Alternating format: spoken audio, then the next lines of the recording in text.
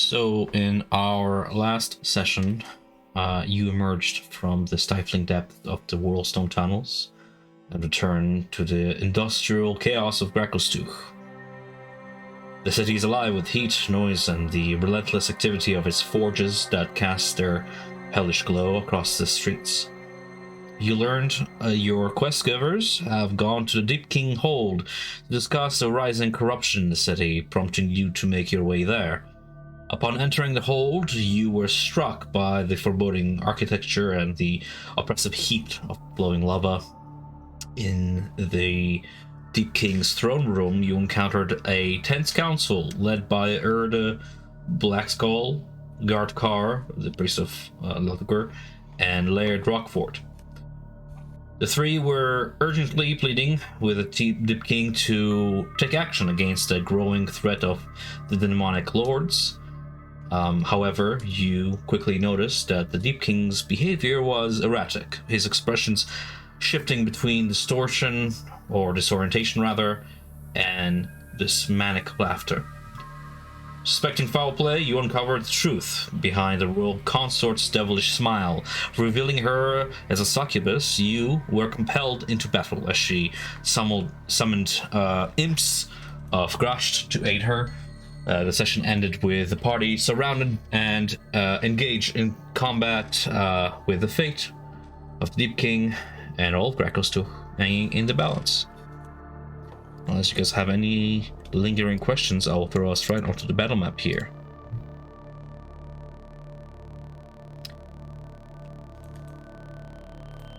Whenever you're ready, we can start with a roll of initiative. Let's go, boys. Who's safe here?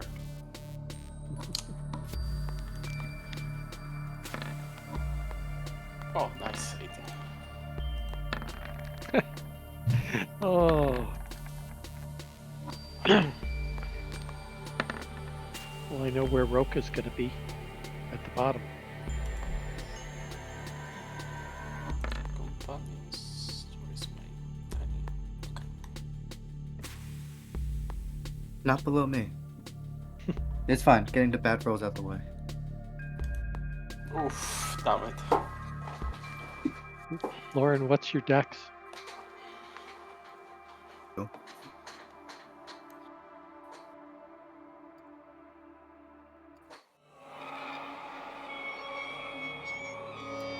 Alrighty, with the battle unfolding before us and the tides of corruption ever increasing in this throne room, we have Isabel Vasquez to take first action.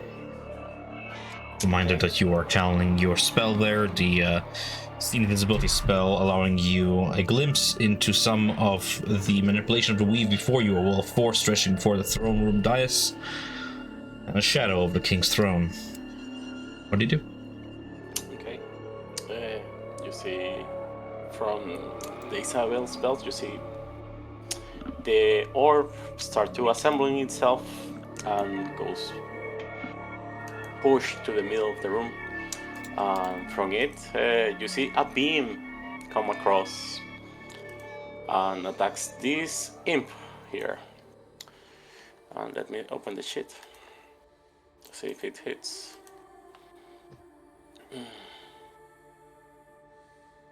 So. Oh, natural 1. So that's a not a hit. And I'll just move here and crouch. That's it for me. Narok, still bound in his restrainment, struggles against them as he finds himself surrounded in this hellish hellscape. Now wanting to die here, he tries his best to escape his restrainments. Guys, what did you bind him in? What am I rolling against? Manacles, rope? I think all we had was probably rope. I don't think anyone had manacles. I know Gizmo did, but I don't think he was around when you first bound him. So. Alright, Narok prepares an action as he lifts his bound hands in front of his face and buckles his knees, preparing to jump. Alrighty then. You hear the demoness's voice alluring and echoing through the ether as she speaks. You may have strength, but you lack vision. The madness that grips the Deepking is but the beginning of what's to come. And at that moment you hear Captain Erda Black Skull shout, Vision? It is madness that blinds. And that blinds, fiend. I see clearly the rot that plagues the city, and I will tear it out by the roots, starting with you. Stand firm, soldiers, she shouts to the rest of you. The stone guard is by your side, unyielding as the mountain. This demon's schemes crumbles before our resolve. You can see her start to manifest something from her side, pulling out an instrument. We are unyielding as the mountain. This demon's schemes will crumble before our resolve. No more games. We end this now. With discipline and steel for Grakovstuk and for the Deepking. And with that, you see her blow a horn of battle with its resounding echo enveloping you. Everybody here is rallied and imbued with bravery as you take it all in. Those of you affected gain a +1 bonus to your armor class and are immune to being frightened until the start of her next turn. So I'm going to say that's going to be her bonus action to use that item, as a Dweger Stone Guard will then assume a phalanx formation to guard the front of this party from the casters. Who do we have that is nice and vulnerable looking? Gizmo, Gachetone. She'll go ahead and rush, shield in hand, and a branding iron to protect you from this flank of yonder. Do I have any? I have arranged. She pulls out a javelin and deeps it into one of the nearby braziers, turning the metal red hot, and sends it spearing, hurtling toward one of the imps. We'll go ahead and roll a 24 to hit against the imp for some amount of damage is being secret about and not showing me for some reason. I'll handle it in just one moment, as we then have the imps take their turn, as the first of the imps gets impacted by that javelin strike. Cackling, it goes in for the assault.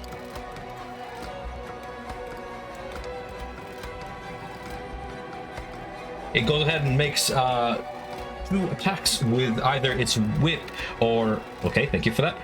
With either its sting or whip, choosing to rush forward and attempt a sting attack against the captain.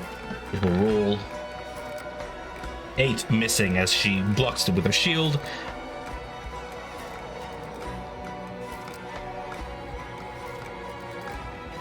And sends a whip attack to try and hit her past her armor, to no avail.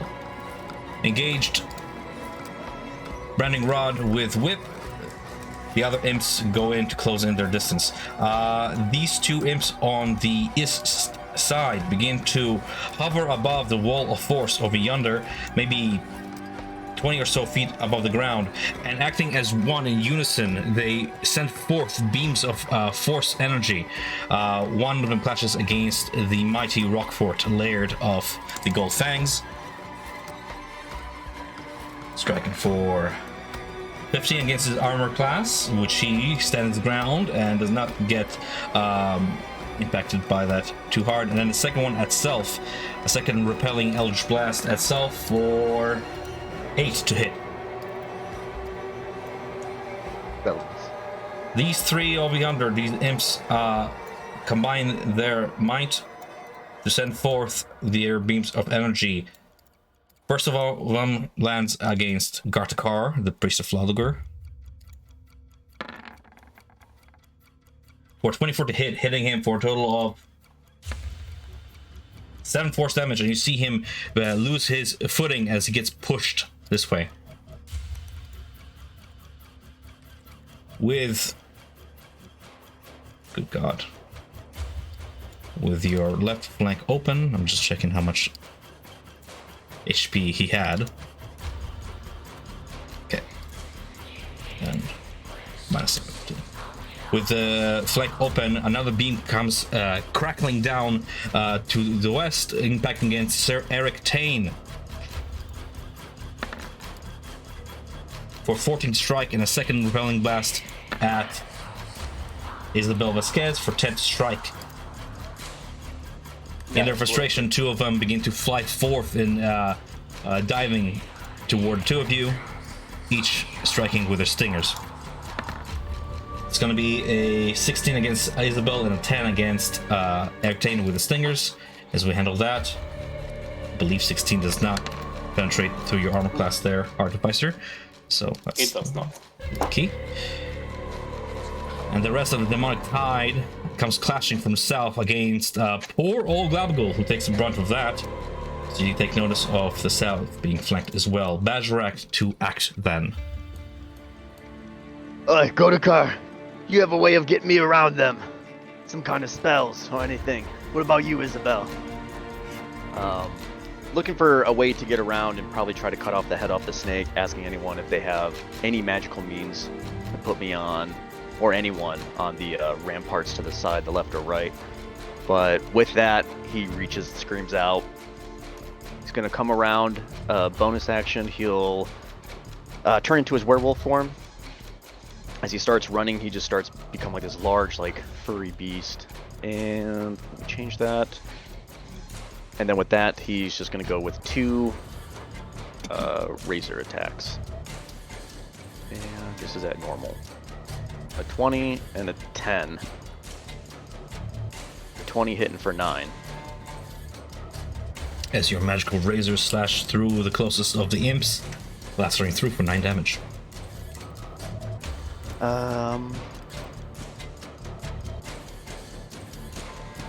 Yep, that'll be my turn.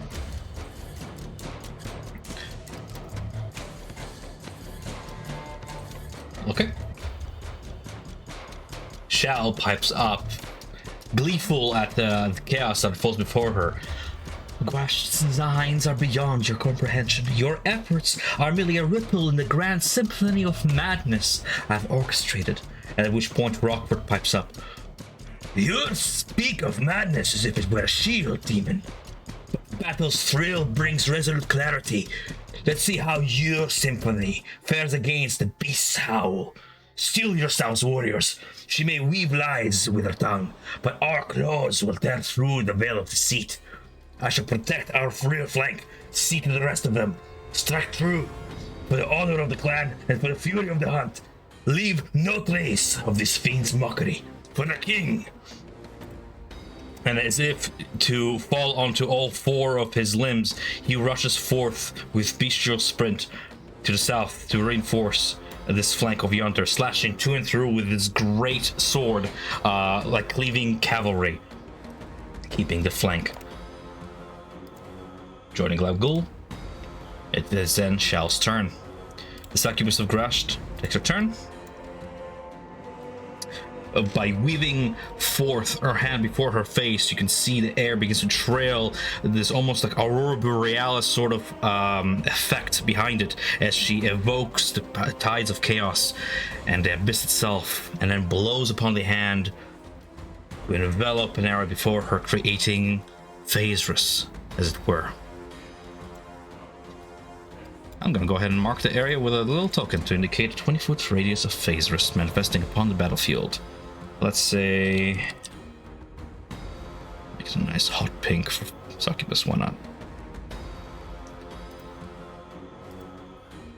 Damn it. Good one. A 20-foot radius would be an area... it's this big.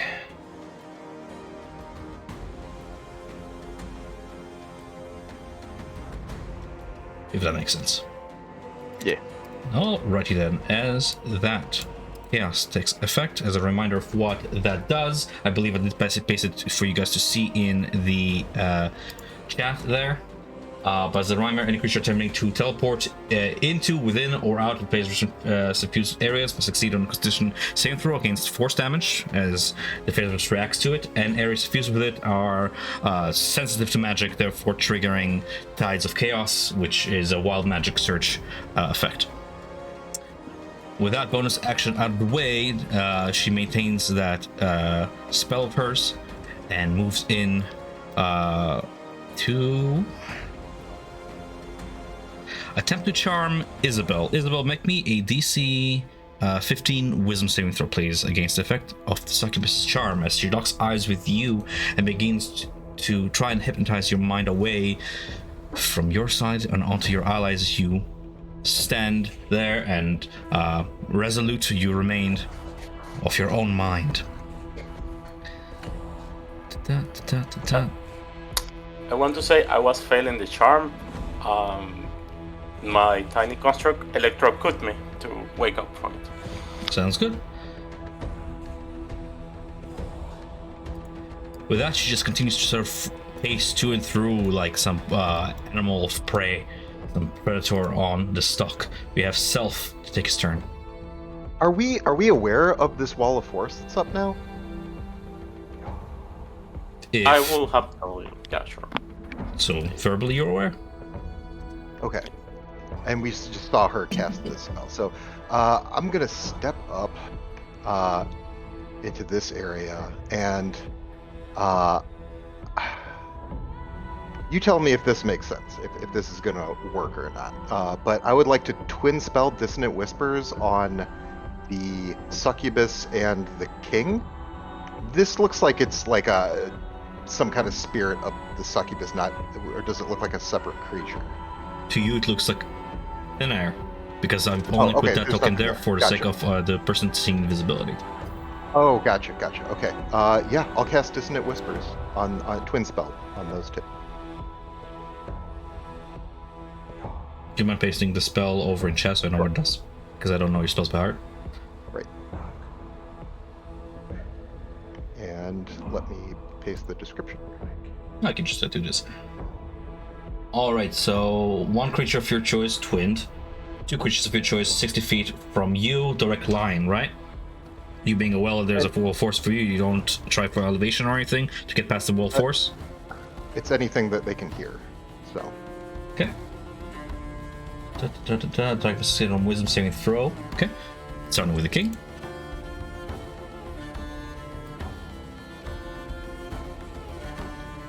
Wisdom. Natural 20. And then we have Shell with us at same wisdom saving throw, and I'm just checking to see if. No, she does not have advantage on the saves.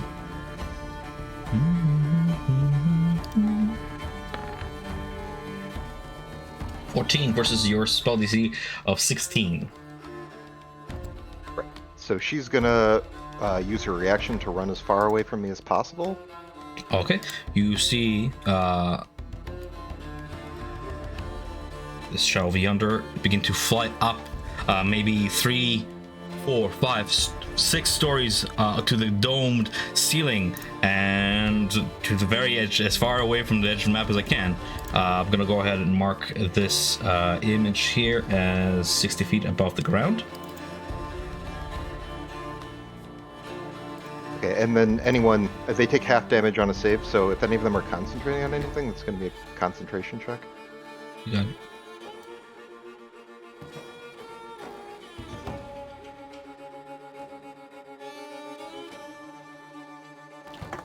Sorry, I'm just getting familiar with spell. Why am I rolling concentration check on spell? They take 11 points of psychic on fail, I see. and half on a save. Sure thing. Let me just read something real quick.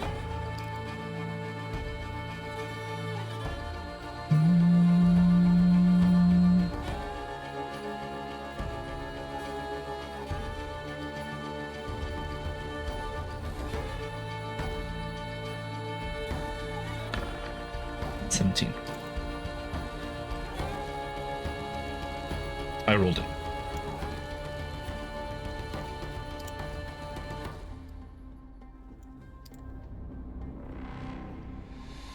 Okay. And I guess bonus action, I'll point to her and and say that wall is not going to save you, and I'll cast Hexblade's Curse on her.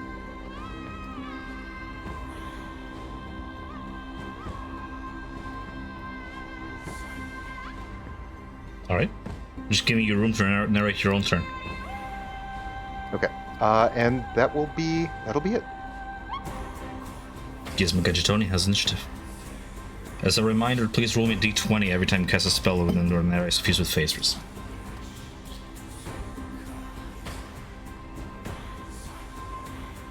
Oh, that's for me. I need to roll a d20. Yeah, just as a reminder, that's how phasers works throughout the campaign. Thank you.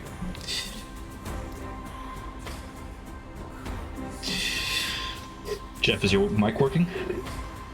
Yes, I was just waiting to see if anything needed to be resolved from his die roll. The Okay. phasers, while it's still reacting to his spell works and sort of outlining the projectiles as they are cast from his hands and from his mind, they don't trigger a magical search, so you can go ahead with your turn as the imps close in. Excellent. Okay. Well, Gizmo will move 15 movement, and I think that takes him out of the phasers. He will then use his bonus action to cast Hunter's Mark if I have enough range. The range for Hunter's Mark. 90 feet. Am I within 90 feet of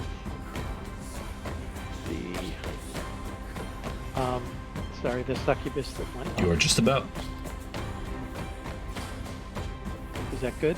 Yep. 95 it says on here. That's good. All right. I will cast the Hunter's Mark. And then I will take 2 shots with my infused crossbow, hoping to strike hard at the succubus.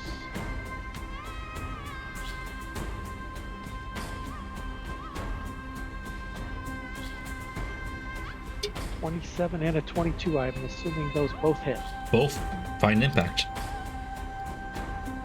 and that will be for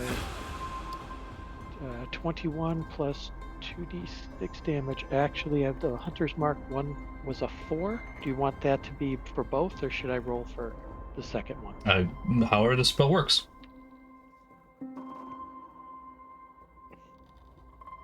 When I cast it, it just automatically rolled 1. So I'll take that 4 as the first one, and I'll roll the second d6. So that's 9 plus 21, a total of 30 points of damage. As you land your shots at the fleeing demoness, she turns around and, fangs bared, shows her rage. You have wounded the creature, it seems. And I have 10 movement left.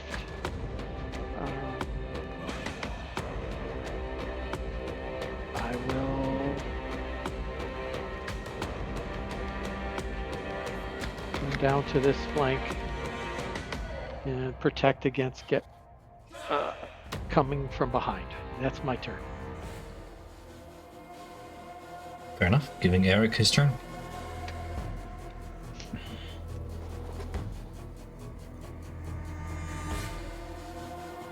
You're muted. Eric, you're muted.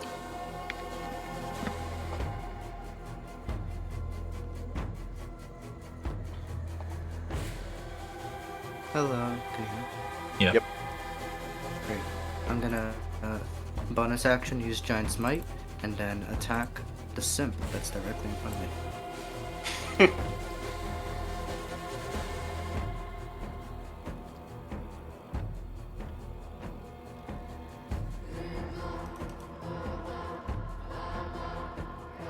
Does it hit? Mm-hmm.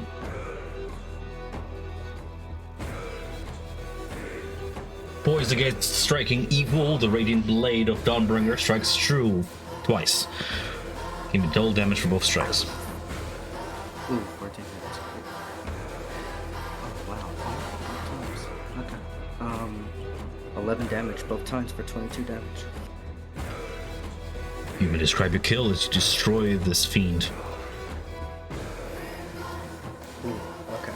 So, as Eric brings Dawnbreaker, he cuts just through the imp as it's floating in the air, cutting through its wings, and then dabbing its crippled body onto the ground. He turns and faces the last one. Not the last one. The next one. The demon's turn.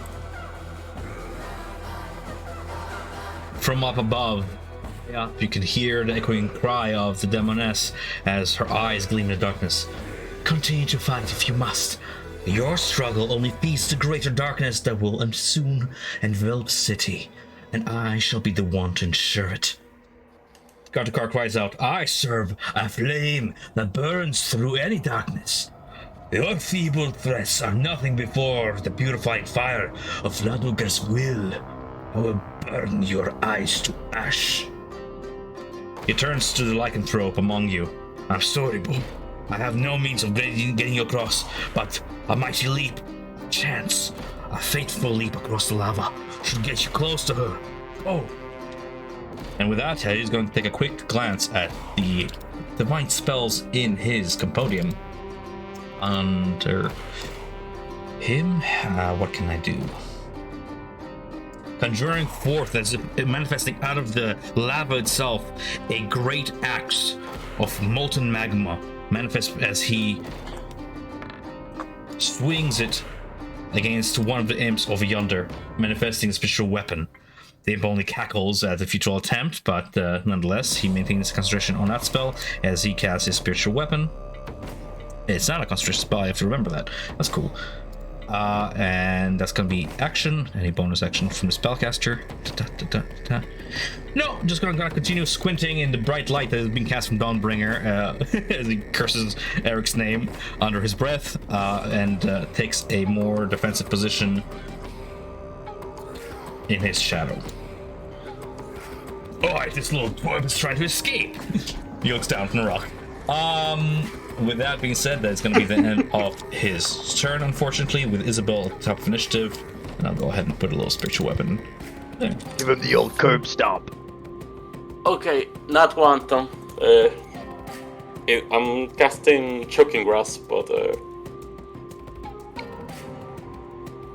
magic Surge. That's what I'm trying to say. You're casting Choking Grasp? Yes. What's Choking Grasp? I can't shock Oh, you. Shocking Grasp. Yeah. Let me check that something real quick. When a Damn it, spell not is fireball. cast in the phase of superior, the caster rolls d20 and roll 20. The spell has an additional effect. Additional, implying after the fact. So first your spell triggers for 15, Okay. 16 strike against which target? Yeah, I extend my hand to the neck of the imp, and as I grab it, I start like electrocuting it. It's gonna be 17. 17 lightning damage. Yeah. Let me just check resistances for these creatures have them. Being creatures of the abyss.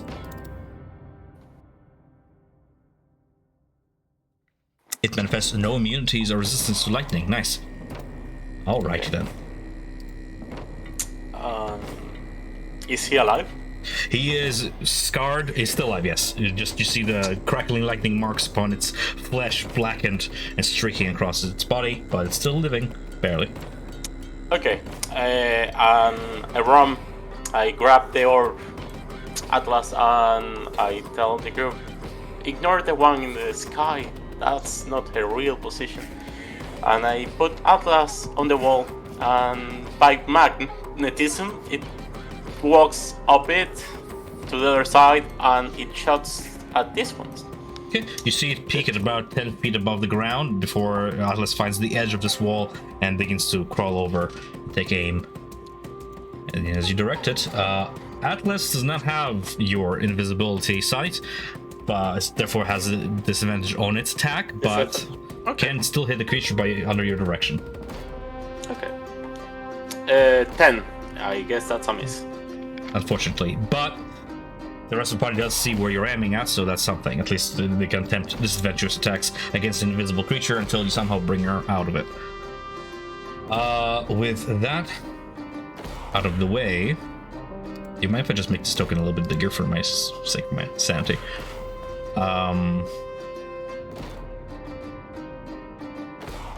I had a reaction to try and whip you as you went out of the range of my strike and did hit you for 24 damage for 7 slashing at your back. As this fiend over yonder takes its revenge upon you for 7 slashing damage, but that uses up its reaction. Shocking Grasp kills the reaction. Prevents, gotcha, okay. Fair enough. That's it for me. No problem.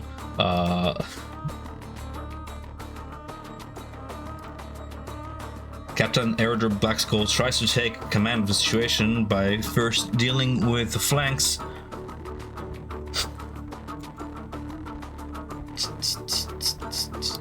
Stone Guard, there we go. By the way, the magic surge, did something happen? Oh, you're right, thank you. Sorry, I'm just handling like 7 character sheets on my end here, so I almost forgot. Yes, supplementary material, wild magic surge. Go ahead and roll me a D100 if you don't mind. 66. As you disengage away from this imp and command your companion to strike at the invisible fiend, 66. Up to 3 creatures you choose within 30 feet of you take 4d10 lightning damage. Yeah, so this one. How many? 30 feet, you say, right? Yeah, so. 30 feet? Yeah, the 3 imps. The one that is next to me and these 2.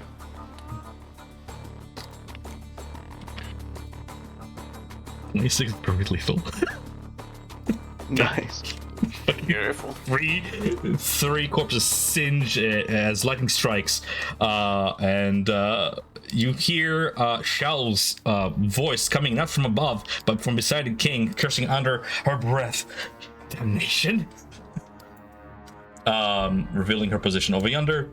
If it wasn't already revealed, I'll go ahead and give the Wild Magic Surge table on the side, as more random ship is bound to happen.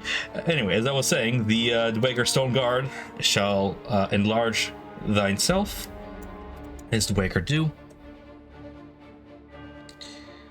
And unfortunately, that is her action, but unless she takes a phalanx formation, trying to protect those around her. She forms a wall with Eric. The imps remaining close in, trying to protect the king. How far can I fly from here? 1, 2, 3, 4, 5. Behind the wall. Okay, as the imp over yonder dives toward Atlas, he manifests a ball of black and red crackling magic that he sends forth as it casts an Eldritch Blast to try and repel your Atlas downwards. It's 10 to hit against its armor class. That's just my unfortunate hits. And then a whip attack against Atlas, try to destroy it. For 22 to hit, 7 slashing damage against Atlas. Do I have any other imps left? I do, over yonder.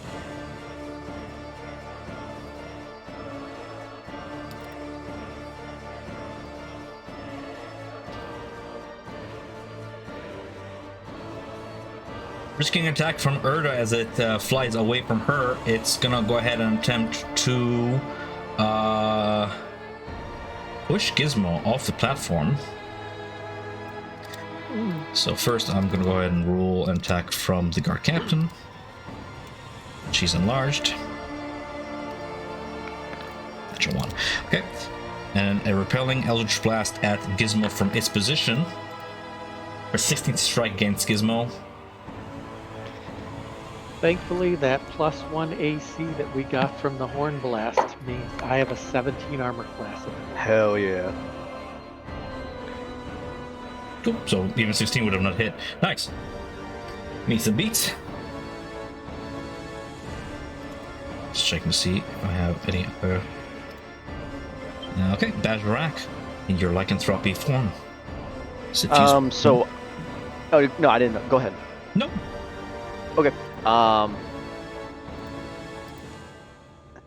leap of faith, you say? I'll take it. And then I'm gonna go use enlarge reduce for my Dwegar magic, and if you can make me size large, please. Nice. And then I'm gonna go for a leap. So from here would be about a 20-foot jump, going to the railing or side. What is your longest jump distance? Do you know? 19 technically. Oh. Okay. Say and you have to like take in the last foot. You have to like grab on with your claws and mimic Mufasa there for a second, but yeah. It says you have to take 10 feet of running movement to do that, but I have that clear movement, so I'm gonna go here, boom, pull myself up, use all my movement, and then that will be my turn. I'm going to set up for my next turn, get ready. And quick question, I don't know if I heard it correctly. Did you say that this one, she made herself visible behind the king, or no? She's still invisible. No, you heard her, the voice emanated from behind the throne. Okay. A second voice of Shal. Okay, that's fine. And that's going to be my turn. All right, no problem. I'm gonna take a moment here to look throughout my legendary actions real quick. You see the image above flicker for a moment, as if distorted, and then, one by one,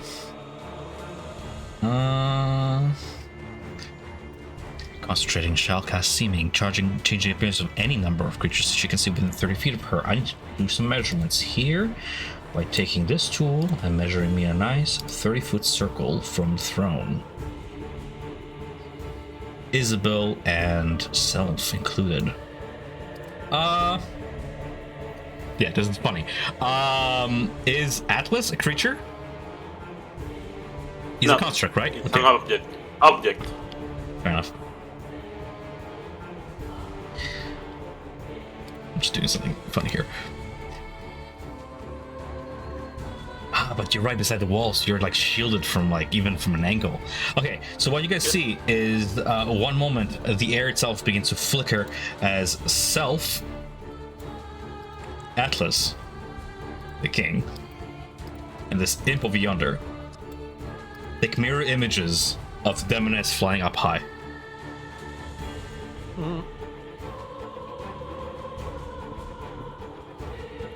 That is a legendary action in between turns. We have the layered rock fort still holding ground against the tide of demons, along with Gizmo and Glabagul, just kind of flavored in the background there, cutting off the exit. All the while,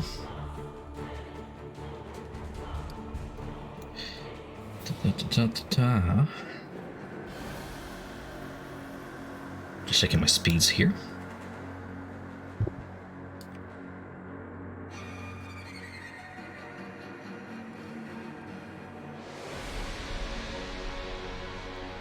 Fair enough. Can I get a wisdom saving throw from Bajarak Goldfang as you begin to feel a certain charm take over you? Being a Dweger, I believe you get advantage on the saving throw, nonetheless. Yes. 8. Twice cursed. Yep. As you begin to hear a wicked whisper in your ear. Your friends are in my way. Get rid of them, sweetheart. Charm target obeys the defeats verbal or telepathic command. If the target suffers any harm or receives a suicidal command, it can repeat the saving throw, but nonetheless, it takes effect. As, just so, you keep hearing that voice in your head over and over again. Why don't you show your friends just how little they matter?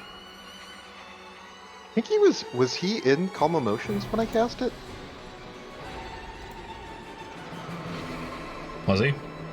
It collided with the wall of force and it ready at 20 feet out. If he was within 10 feet of the wall of force when that happened, it was. 20 foot radius, I think. 20 foot radius would have been like this far. I don't remember where I was on the board then. Does it give him advantage or immunity to charm? I think it's immunity. As long as I'm concentrating on it. Let's check it. Are you checking the recording? Yeah, check The it. only way. Cool. Meanwhile, we'll give Self his turn while you're checking that. Okay. I guess if I can from here, maybe I can fade back. Let me measure this to see if I can get out. Is this out of the purple glitter? If I move here? It's just on the edge of it. So still in. Yeah, to be precise about it, it is a 20-foot radius sphere, which I targeted like so. Gotcha. Okay. How about here? Sure. Okay. Fading back. Coming to this point. I'm going to use my 120-foot range on my blast to try to hit this one up here. I think I can get the angle on it over the wall, right? Yep. Okay, I'm going to take 2 shots. 1, 2. Oh man. Testing Bad her luck. defense, you can see the flickering image fly to and through. Sort of, your aim is true, but she may use her own wings as a giant old shield to unfortunately block even to 12. Does your mark give you any bonuses to hit? No, I don't think so. No, just a crit. It lowers it, but not to hit. All right, yeah. I guess I'll call it different. It's still me. If I know what's going on with the illusion, I don't know if I could see that myself was changed, but If you look down your hands, you can see there are gray skin, manicured nails. For all purposes, be they physical or visual, you're in a different body, but your voice is also changed to be more feminine, but your words are your own, your mind is your own. You're under the effect of a seeming spell. okay. I want to. If I knew this before, I probably would have tried to give the imps some commands, but no, that's good. That's my turn. So for the sake of answering your question, even if at maximum range, 20 feet, if the spell would have rebounded, way under, it affected some entities, but unfortunately Bajorek was outside of that range. Because Bajorek started his turn standing somewhere where like Eric is not right now. So Okay. I'll go. unfortunately we have a charmed lycanthrope.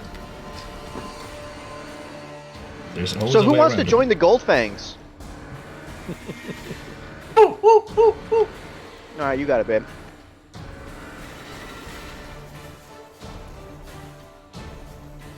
Alrighty then.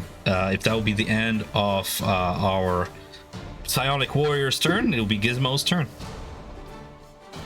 Right, so Gizmo is going to use some of his movement to get back inside the Phasers. And still has Hunter's Mark on the one that's flying up above, and even though he's been told that one's not the real one, he's going to take a shot at it anyway and try to end it. Sure.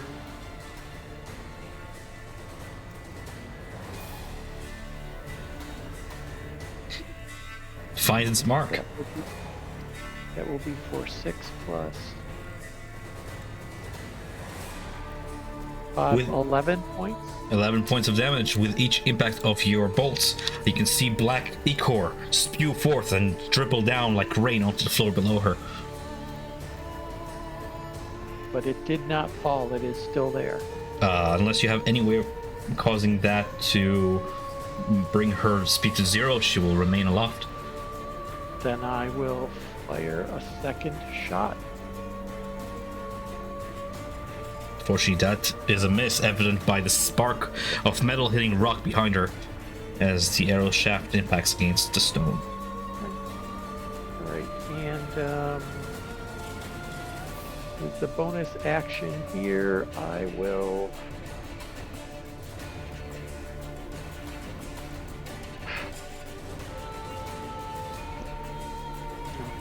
I can't reach anybody, so...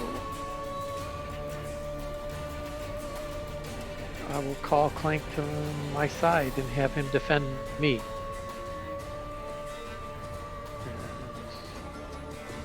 And that is my turn. Okay. Bring it forth to Eric.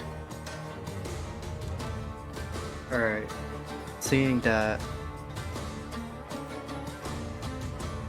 Actually, can I stand here? I don't see why not. Great. Captain Morganing it over those pews, yeah.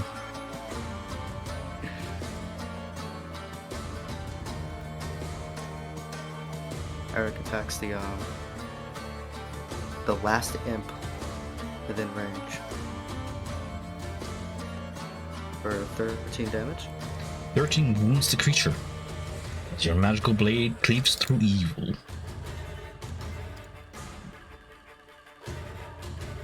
And 16 strikes true as well Another for a coup de grace to finish off the fiend cleaving him in twine.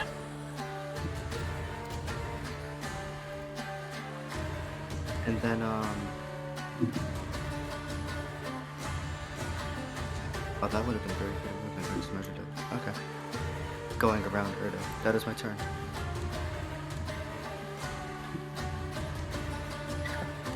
Rally Gartakar weaves his flame magic in between two hands, and gotta love me some casters with big spell sheets. Spellcasting.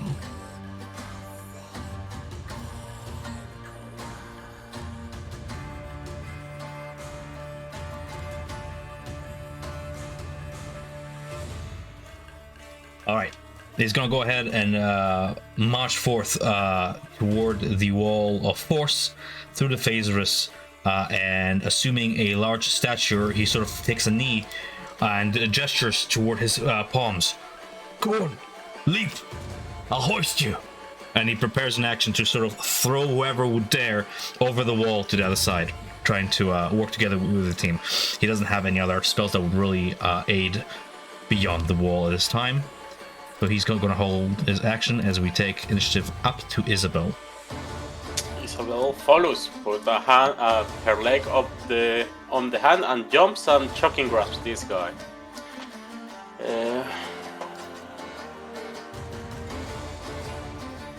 Those are 20, yeah, 28 hits.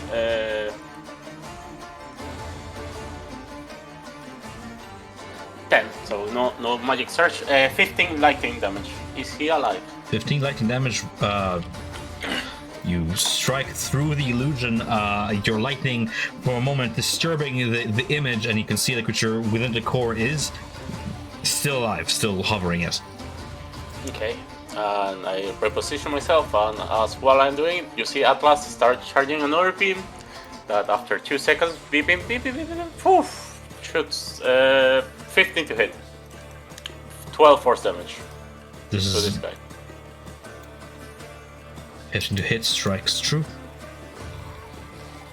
Just as the creature in the very core of the chest of this illusion shatters into black smoke, the illusion itself drops as well. That's it for me. And Atlas is just gonna reposition himself in the wall. Gizmo, begin to hear muttering coming from the little darrow right beside you up yonder, as he begins to sort of chant a spell under his breath, risking it all. For Demogorgon again, I will not die here. He will attempt to cast Hold Person at Gizmo. This is a ranged spell, so I believe it's... oh, never mind. Wisdom saving throw from Gizmo. And a nice d20 roll for me.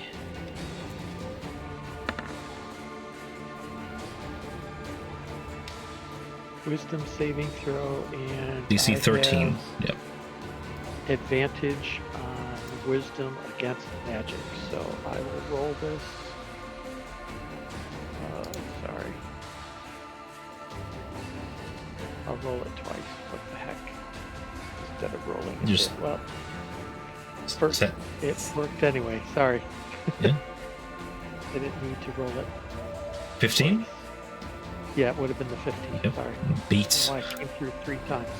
As you see Phasers begin to sort of crackle around the little Darrow, as he's unable to get out of restraint. So he was hoping really to use his restraints as a shield before his face from any attacks that might be around him, but you guys cinched 3 of my imps in 1 turn, so that's not any hopes that are going to be met. Okay, there he remains.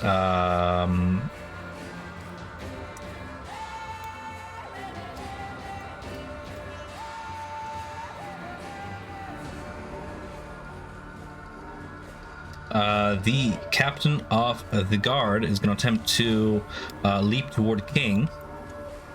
That's 20. That's going to be the remainder of her movement when she does this. As she lands enlarged, sort of using the spear end of one of her javelins as a anchoring point to begin climbing over the edge of this rock here. Unfortunately, that's all she can do, even with dash.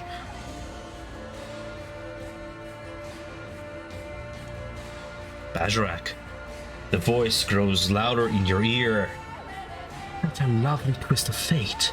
Go on, entertain me with your newfound zeal.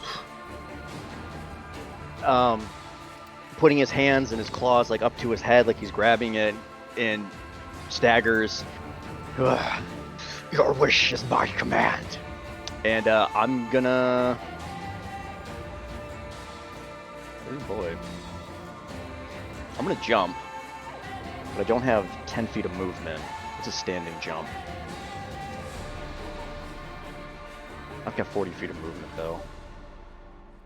I'm trying to find standing jump.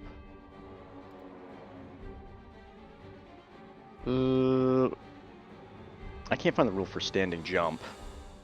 I'm gonna make it long stage. We Only can make half this the simpler. You distance. see those Okay. little lava Yeah, it troughs says- here? You can travel across Yeah, them. yeah. Okay, then let's do that then. Yeah. I'll put like 1 foot on one side, one on the other. You And grind nice like so- 600 points. Do a little flip. Here's 5, 15, 20, 25, 30, 35, 40. Oops. Okay, that gets me there. And I'm back over here. Jesus Christ, what's my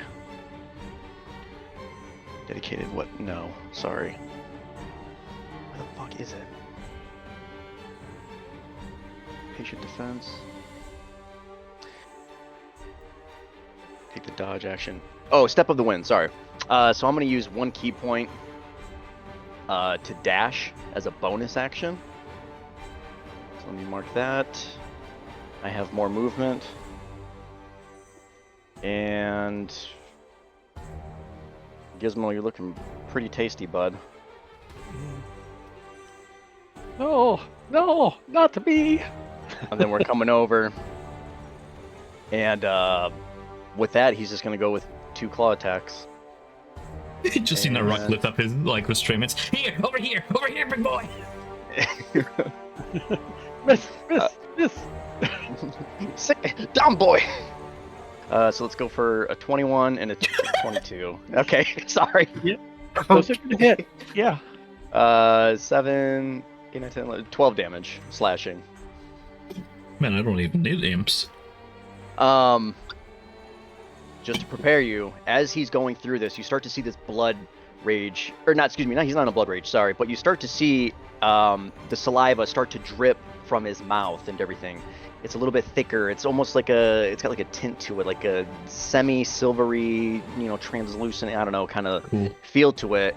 And I am just forewarning you that he's going to go for a bite attack, and he's going to turn you if he can. And that's my turn.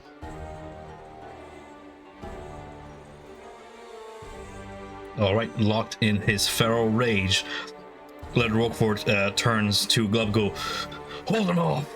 And charges forth to meet one Lycan against another. Clash, blade, and claw. Trying to snap you out of it. The Laird of the clan shall make a swing against Batroc, trying to snap him out of it. The first one strikes against Batroc for 17 to hit, It fails. and the second strike is a 19. Beats. Beats your armor class, finding a flesh searing through for 11 slashing damage. Okay. Dirty boy.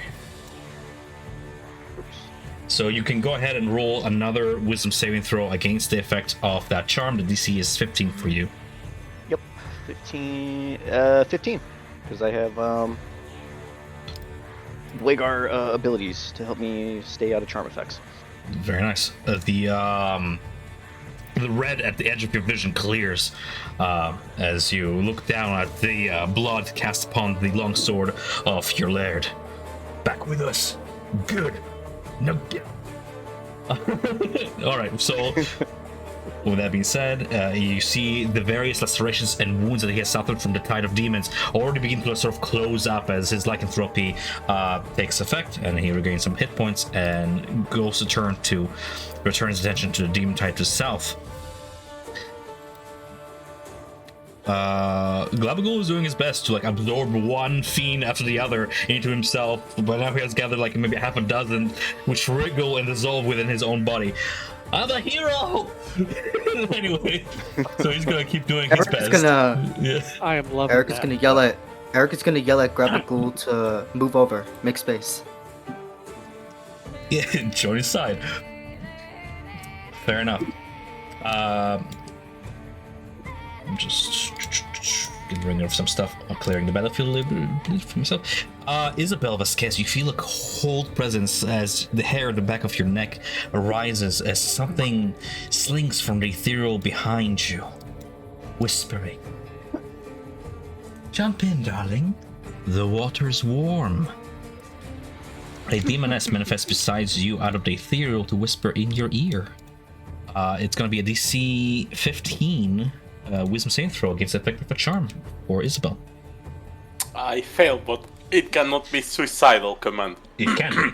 If the target suffers any harm or receives a suicidal command, it can repeat the saving throw, ending the effect on success. I'm going to give you advantage on this. Oh, okay. Sure. Oh my, this is gonna be... I'm giving you 2 rules. Oh, I failed! I give you, Oh, I give you boy. 2 rules, and then whatever the team has to not jump into lava. So if anybody has inspiration or Okay. anything, go ahead. I don't have any. I'm sorry. Please, somebody. Okay.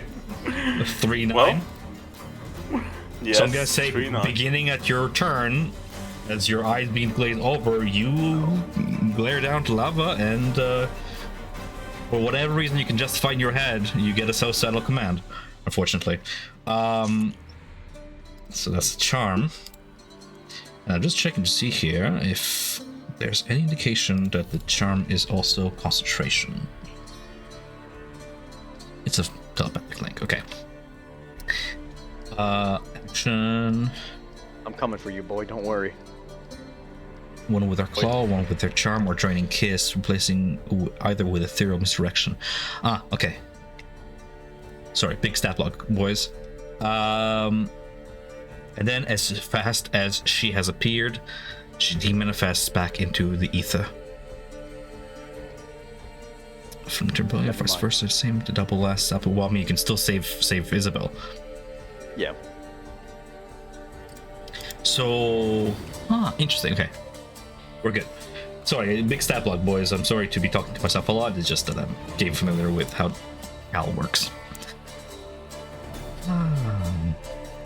As you can just invoke the chaos in the center of the arena there, as we have then Self. We'll take his turn. Ooh, and this one disappeared, right? The one that appeared by her over there? She remains there. Pyramid's there, okay. Ooh, looking at this situation and what's going on here, I guess the only thing that I can do is I will Misty Step for the alley-oop over the wall. Is there, do I need to, like, do I take fall damage or anything if I go over to the other side? No, it's actually a rise. Oh, okay. So I could stand on top of the wall, maybe. Actually, that sounds super dangerous with lava. Oh, I see what you mean. Yeah, it's higher. And then I will. I think I can probably get an angle on this one right here and take a couple shots. 21 and 14. 21 hits. Okay. Let me unclick something.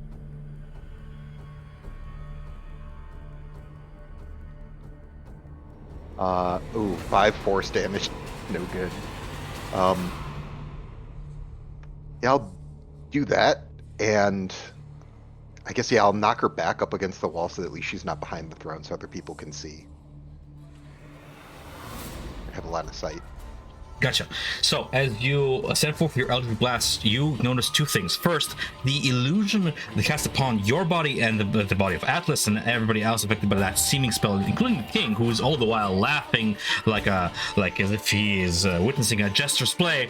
The seeming spell drops as if the caster has dropped concentration upon it. And then your second Eldritch Blast that you sent forth goes through the body of Shal over yonder. You are okay. attacking an illusion. As you hear a nearby cackle coming from... Go ahead and roll me a perception check if you don't mind. You got it?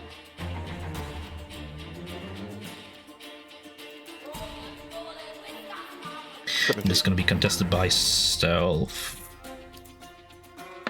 Perception 17 versus a stealth. Yeah. Wow. It's a weird effect. It's like a cackle through the ether coming from all sorts of directions. They're trying to focus in on where she is at. Nonetheless, we then have... She dropped a seeming, so that also means that the illusion up there demanifests. Any other illusions? No. Let's not lose my initiative order. Oops. It's fine. Okay then. So we have... If that's then it's Elf's turn, Gizmo. Yeah, that's it. So this apparent enemy is still there. It's clearly an ethereal illusion, as if she has cast some sort of a misdirection spell, leaving behind a clone copy of herself. And all the other enemies have vanished, except for this mass of imps. Right. Being handled by Glabagool.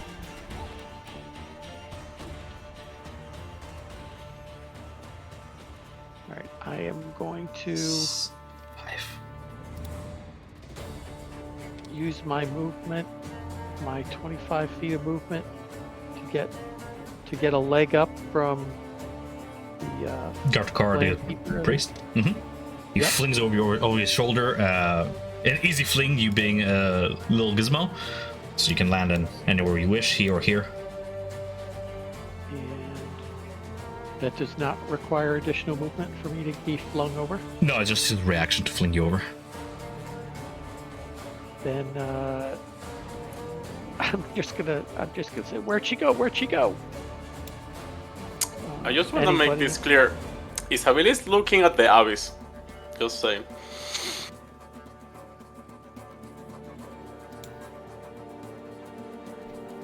Glazed-eyed, eyes droopy, she's looking down toward lava, making one step after the other toward it.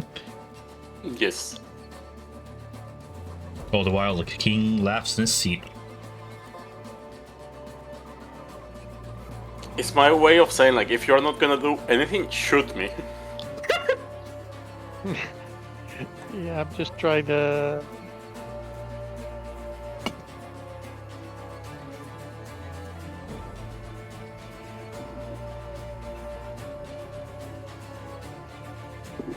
I'm out of the phasers.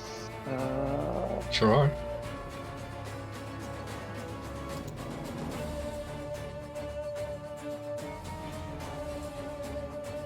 I am going to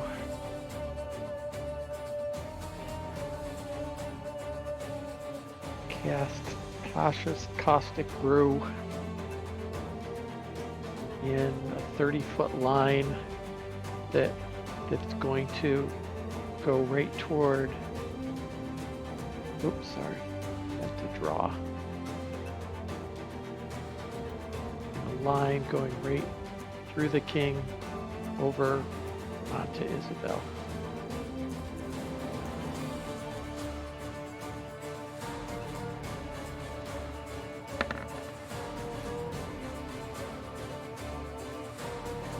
So that is a DC 16 save, dex save. The king rolls a natural 20 to save against the effect of your acid splash as he continues to laugh. His face scarred and beard melting off from your acid splash. Jesus. Can we just focus on the demon and stop attacking the king? Oh my god. I don't feel so bad about what I did to you, little man. Did I get anyone else in that line of that 30-foot line? Yeah, I failed, so I received the damage. It will be the king and Isabel, yeah. Yeah. Remember there that whenever wasn't you receive any- damage, you also roll the wisdom saving throw against the effects of charm. Where are you at in that regard? Yeah, I pass, so I'm feeling my burns at the moment. Uncharmed. Yeah, I saw myself jumping, and I woke up burning, so yeah, I saw it. And I caught nobody else in that stream of goo is what I was I believe so. trying It's to a line, yeah. determine. I mean, I didn't catch anyone who was invisible in that stream. Yes, of, you did not. Doesn't seem so, yeah. Okay, I did not. Okay. I was confused by your response. All right. Isabel, remember you're also rolling concentration against the concentration on invisibility. It's not concentration. Let me check. It's not? Okay. I learn new things every day. If that'll be the end of Gizmo's turn, we'll give it over to Eric. Yeah, bonus action. I'm just going to tell Clank to get up here. That's all. And he's going to move 40 feet. I don't think he can make it over because there's no reaction to toss him over. No. Fortunately. Tom, we yes? have one. Magic Search. Do we? He's out of the Fairwest, right? He's not in the. He's out of it, yeah. Ah, nah, forget it. No surprise. No firebolts. Yep. Can I give the turn over to Eric? Yep. Cool. Eric. Eric is looking skeptically at the battlefield right now. More like he's sort of like kind of glaring at Bazarek, as for a moment it looked like the lycanthrope had lost control of his hunger and started attacking them. But he sees that Roquefort is dealing with it, and he looks to Glabagul, who is struggling by himself with the horde of demons, and he just clicks his tongue. So like some control they have. And he goes to help Glabagul fight against the demonic tide.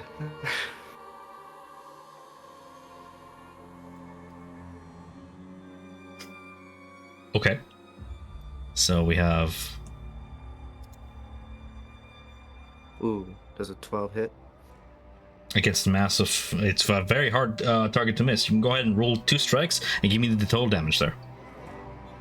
Okay. 19. And 21. As you thin the swarm to half its size, there is a light at the end of the tunnel as you begin to see the way to the south cleared should you need to retreat. Nonetheless, anything else on your turn? No, that is his turn. Alrighty then. Car has his reaction back. He's gonna go ahead and fling Clank over the wall. Woohoo! Clunk.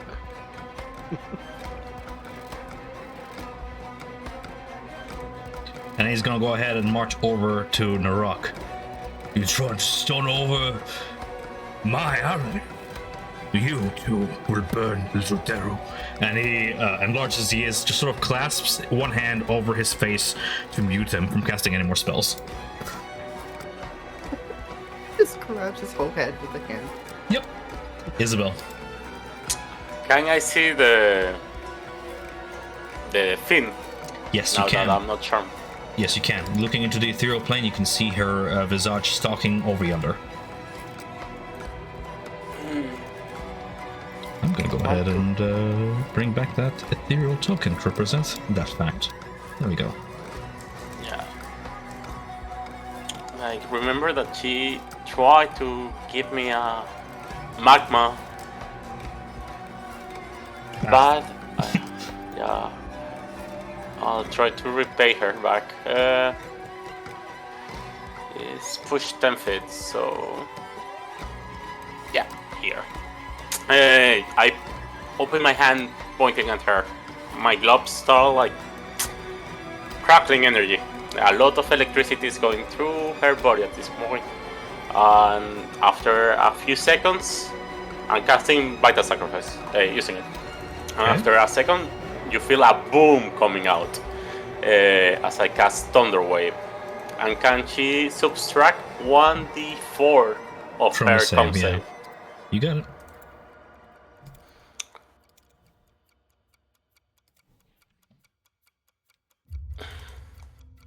One, two.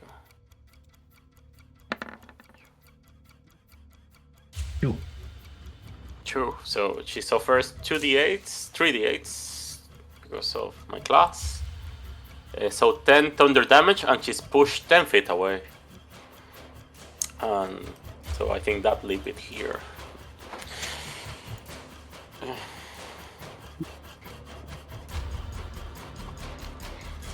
As she lands in the lava, you have expected to burst a flame, but she only rises from that molten iron, smiling. I am off the flame, buffing hot, and in essence, come closer, join me. She begins to charm you once more, trying to have you join her in an embrace in this hot tub that you've thrown her into. I remember the fire that she did to me, and I refuse to do it. I'm immune for next 24 hours. Very nice. But as she's charming myself, she feels something going in her back as Atlas shot at her for 8 first damage. Takes a damage. Leaving like a bullet hole through one of her wings, she laughs. You can't destroy me. I will return to hunt you. You'll see. With that being said, you having revealed her, this illusion over yonder drops as well. The misdirection spell dropping as soon as she manifests back into the material. Anything else on your turn? That's it for actions and bonus actions. No problem. I was tasked by Garash himself to maintain this insanity on the king. I will not fail here. If you would see me destroyed, you will destroy your king in turn, she says. Rising from lava and walking over to the king, using her wing flaps. She uses him as some measure of cover. She then locks eyes with Stealth. Stealth, it's going to be a charm effect against you. DC 15 Wisdom saving throw.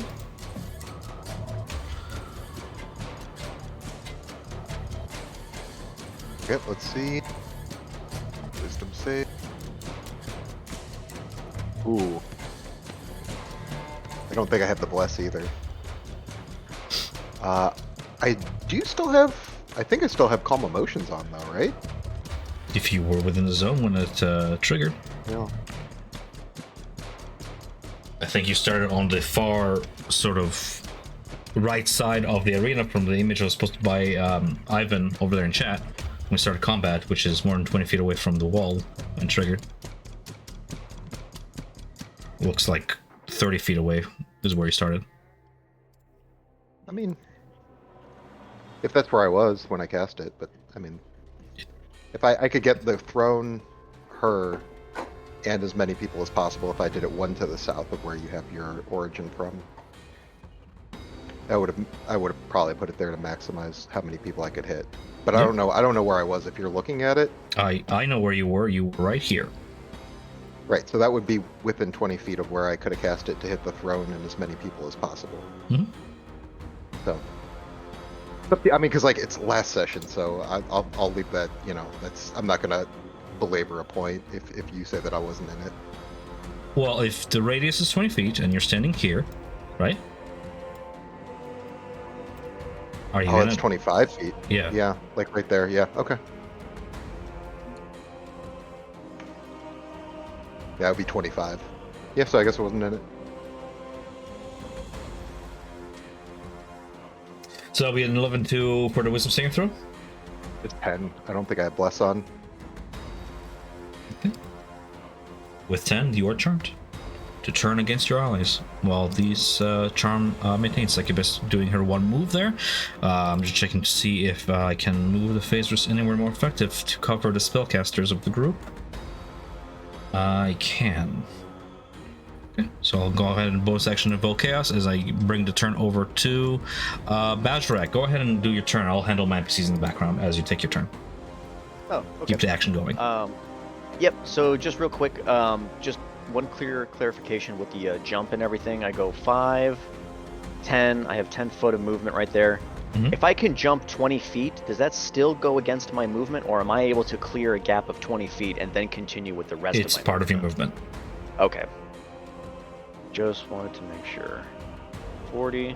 So I get there 40 with my movement. I'm going to use another key point, and I'm going to dash 5, 10, 15, 20, 25, 30, 35, 40. So I'm coming around there. Bonus. My action. Fuck. I mean, I don't have much I can do with it, but Time to get you some ranged weapons. yeah, I have ranged weapons. They're just fucking darts, though. But yeah, let's just go with some 2 dart attacks. Just at normal. 1 dart, 2 dart, 4. I don't think that hits. Unfortunately, no. You're Pulling like from- little yeah. shuriken, yeah, like little karambits or like little, claw-looking, things. Like, I think karambits are badass. Just go to like whip them over and everything, just clearing it, just missing its target, and then that's gonna be my turn. Okay. By the end of your turn, you can see that you're joined over by Captain Erda Blackskull. I've got a king. Get her. And she goes to, at the end of her turn, reach over to grab the king by his shoulders and like try and lift him off his throne. So he's not in the line of fire if your acid attacks. Laird Rockford aids Eric and Glabagul in defeating the last of the fiendish tide to the south with a feral leap and his greatsword over his shoulder. He cleaves onto the rest of them. You guys can consider this the Demonic Tide defeated. As the imps drop dead around your feet and they manifest in bubbling ichor that sloughs off to the sides of the path into the lava beyond, Rockford commands with a roar to engage the final enemy. Glabagul hears the command and begins to dash for a heroic dash of 20 feet, because that's as fast as it can go. Self.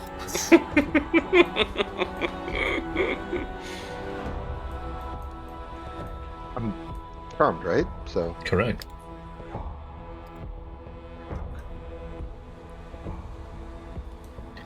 How do you show your friends how great you are? Your mind is powerful, a weapon to be used. Show them.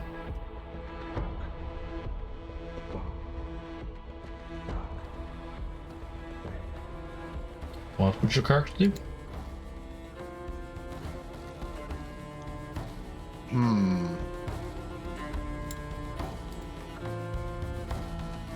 Probably. Okay, here's what I'm gonna do. I'm out of level 2 spells, which is probably good for us.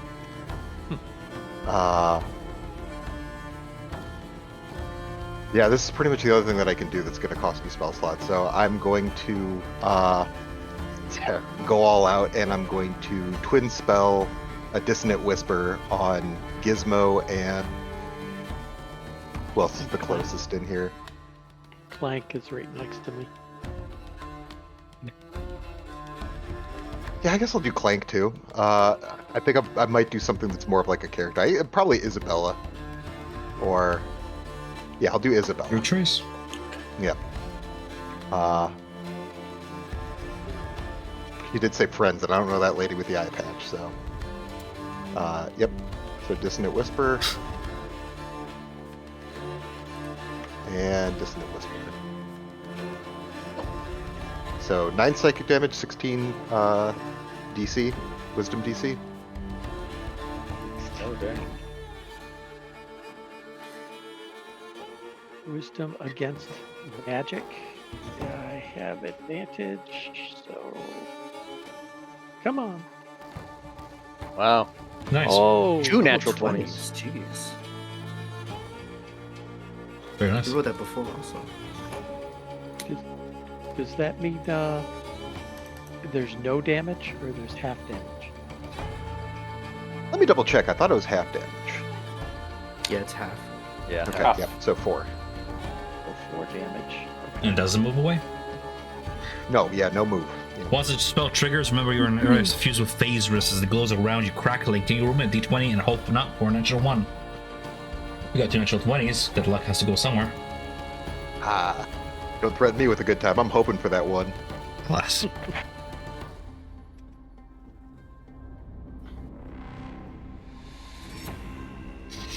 Alrighty then.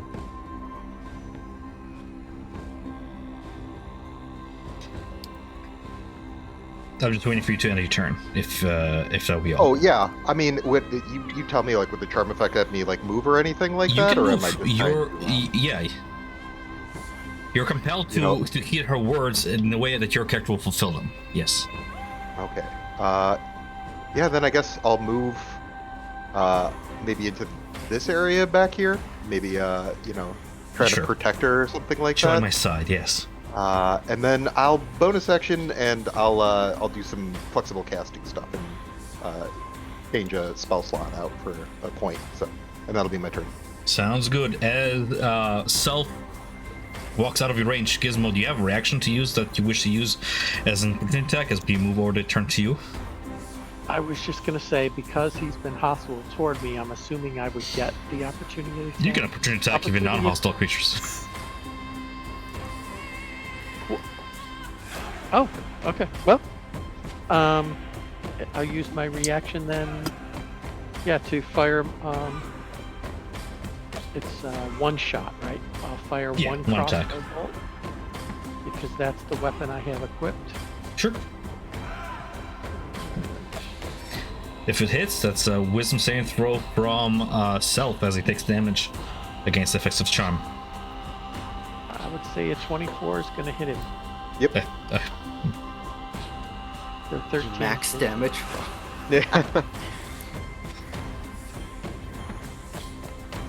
Oh, he's still charmed. And Clank was- would also yeah. get an opportunity attack, right? If he has a Correct, reaction, yeah. So Clank will. Come on.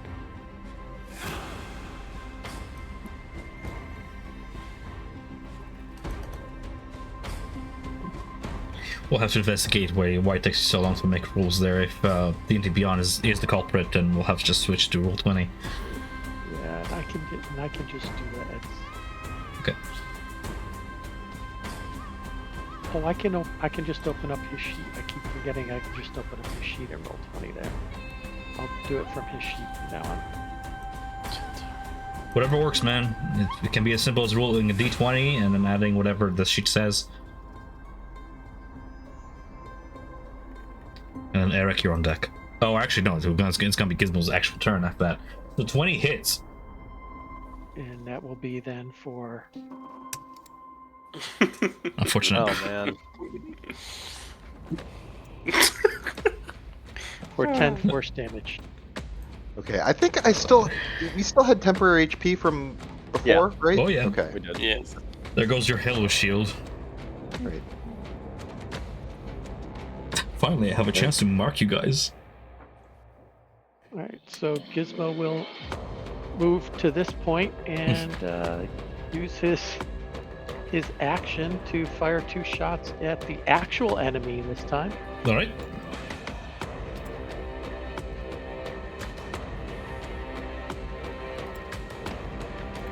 So 26 will hit, the 10's gonna miss. For 6 points of Oh my damage. god. As you see her duck behind the king and use his crowned head, and with a slight push of her nailed fingers, she shifts the king's posture to block the second blow from your pew-pew light crossbow as it finds its mark in the king itself.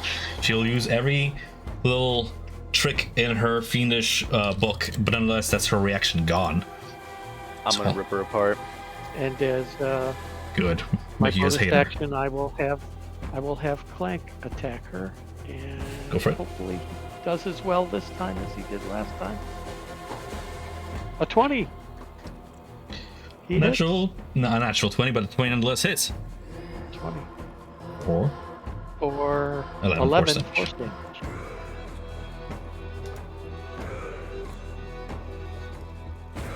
you begin to That see is ash perfect. begin to fall from the edge of her wings as if, like burning paper, begins to singe at the edges.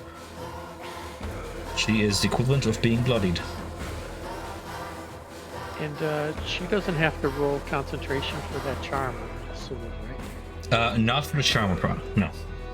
She has other spells like the ethereal misdirections that are her concentration, but the charm seems to be like an innate thing that is part of her essence. Yep. Okay. Cool, that's my turn. Yeah. Okay, who do we have then? Eric. Finally. There you go. Eric is gonna walk up to here. He says, "Great job, Glavical. You did amazing. Do my best. You're a hero." No, if you aims happily He's just gonna- with him. Yeah. Mm-hmm. And yeah, so you got room for one more. He's gonna grab Narak and push him into Glavical. Do it. All of this. Oh my Say, god. hold on to him for me. You got it. You're the best, Glavical. No, you're breathtaking.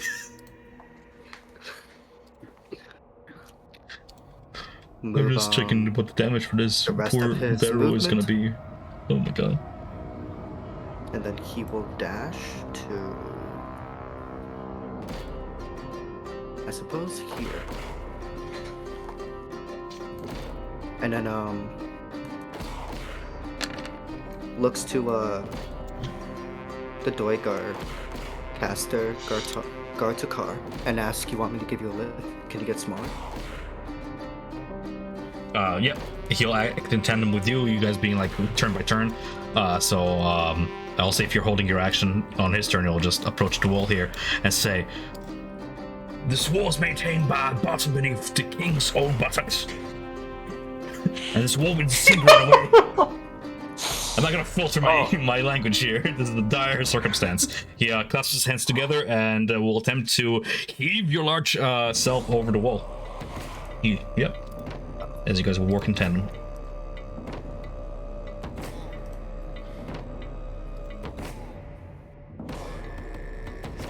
So shoving Narak was your action. That was your movement. Any bonus actions do you want to do on your turn before I move on to Isabel?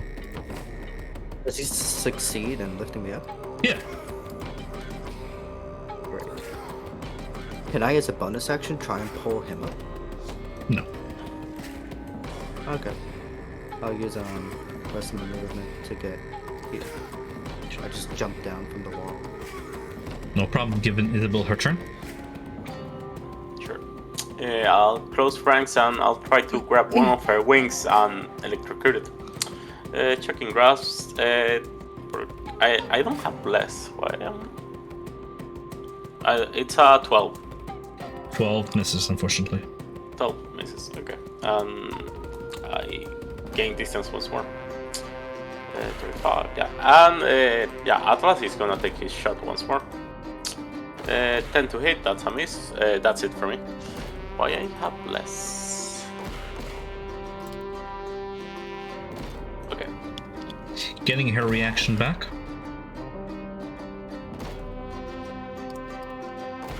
Charles Succubus of Garrosh laughs in mirth as she turns toward Self.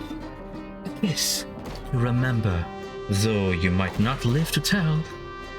Let me taste. As she will attempt to draining kiss a creature charmed by it or willing creature otherwise. You need to succeed the C15 Constitution saving throw against this draining kiss. This is psychic damage on the result. Oh. Saving against it, you only take half of 38, which is 38 divided by 2. 19 psychic damage. Target's hit point maximum is reduced by an amount equal to the damage taken, 19. This reduction lasts until you finish a long rest. Oof. And with that, I'm just checking. I'm going to maintain my evoked chaos centered upon Shal herself. I'm going to just move to surround her. It's her bonus action, saving her reactions. That'll be all for Shal on her turn. We have Narok starting his turn with Glabagul. Captain Erder Black Skull taking action to get the king out from this battlefield. by grabbing off his seat. As soon as he's lifted off his seat, the wall of force flashes blue for a moment into your vision and disintegrates as the spell dissipates away, unlocking the way. She will go ahead and hoist the king and grappling him. He is not in the state of mind to resist. She'll use half her movement to step away. And with a shield, sort of guards him there. As you guys take care of that, I'm going to give Bajrak his turn as I rule how much damage Narok takes from being engulfed in the jelly. 5, 10, 15, 20, 30. Going here. Yeah, running just at full speed, just because of everything that's happening. Hasn't felt like he's been super useful in combat, turning on his friends. He wants revenge, and then also for just touching, interfering with the king. We're gonna go for one attack with the Twilight Razor. 24 hits for 5, but then you have to make a DC 16 Constitution save for a stunning strike. 9. Get out of here, boy. I can look up to see what stunning does again. Stun. You are attack rolls have advantage. Good. And then we are just gonna go full force. Another razor attack with. Oh, you know what? Sorry. Let's roll. I'm size large. She takes an additional 3 for that attack, so it's elevate. Okay. I have that on now, so we do one more attack for a 24 for 6, 7. And then we're gonna go for just he's gonna clasp his claws together and just come down with like 2 overhand like bludgeoning moves with a monk unarmed strike. And these 2, 23 for 10. Does a 16 hit? 16 hits. Yeah, for 5. How do you want to do this? No, give it to me, daddy. As he's just like overhanding, just slamming, he is just not stopping until it's just kind of a pulp. And he just mutters like, "I'll send you straight back to the abyss, you bitch." And that's it. And with a final strike, as you embed your claw into her chest, she looks up at you, a weak smile spreading upon her face, looking toward herself. Oh, I will miss you also. This was fun, darlings. Enjoy your fleeting victory while it lasts. And with a spread of her wings, she just puffs into, disappearing into a puff of red smoke, leaving behind her golden gown to rattle down onto the floor as you are proven victorious this day. Good job. I got slightly worried a couple times, but we prevailed through the power of friendship. Yeah, I thought I was gonna lose my character, to be honest. I mean, I was doing math just in case I survived, but still. Pulling some Lord of the Rings, just jumping on down. Yeah.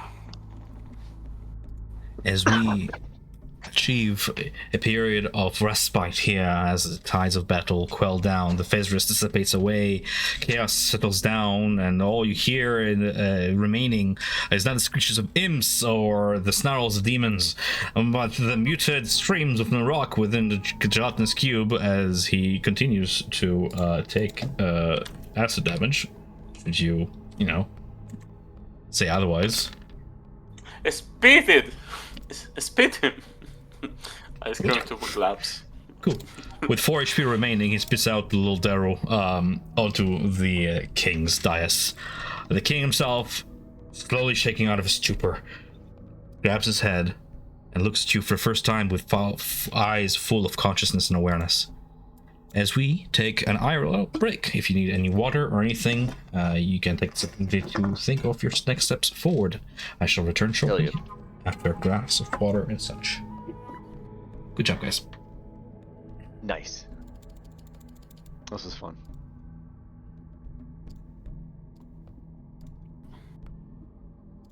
That was close for Isabel.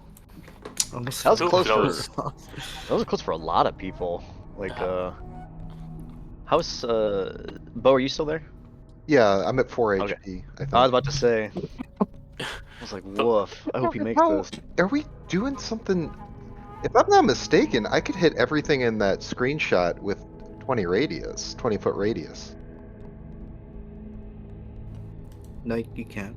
Each square is 5 feet. 5. No. I know. Look at this. Look though. Here, because like basically within when you do it like this, You depending on were how you're cutting off corners. I know. I was in this spot right here, but what I'm saying is that if you,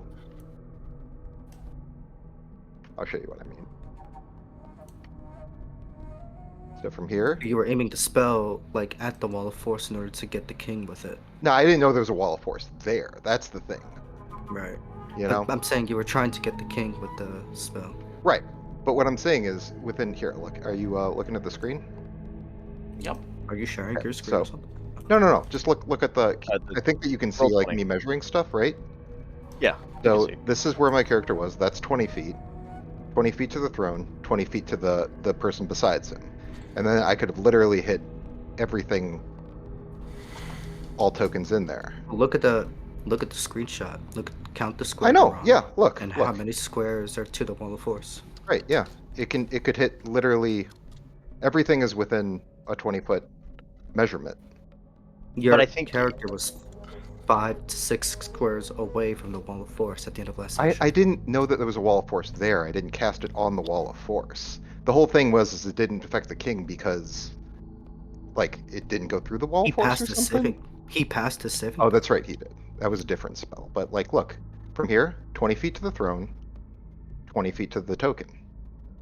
You see? It from under it. It's on like this line where you start counting it.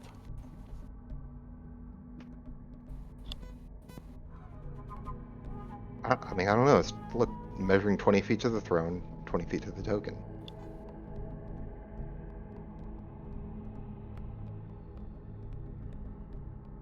Right?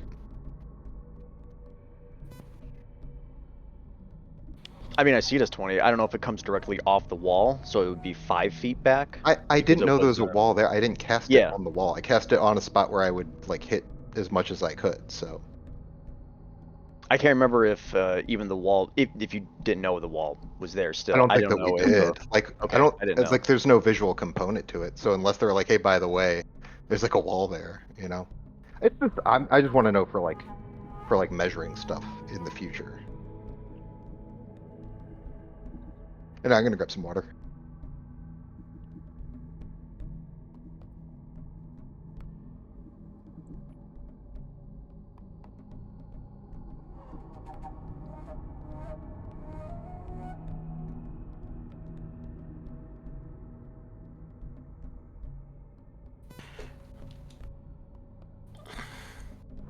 Oh, guys, I have a question for you. What do you think about kombucha? Pretty good. It's got a weird flavor. I'm not a fan. If it has sugar, I think it's amazing. Without it, I'm Yeah, not I a think big fan. I don't think it tastes bad. It's okay, but I can't get over how it just smells like vinegar. What is it that you were asking about? What do you think about kombucha? It's like Oh, never had for it. I know it's good for your gut, that's a myth, you know? isn't? Like Liar. because it's fermented, but it's really like it's whatever, like doesn't do shit.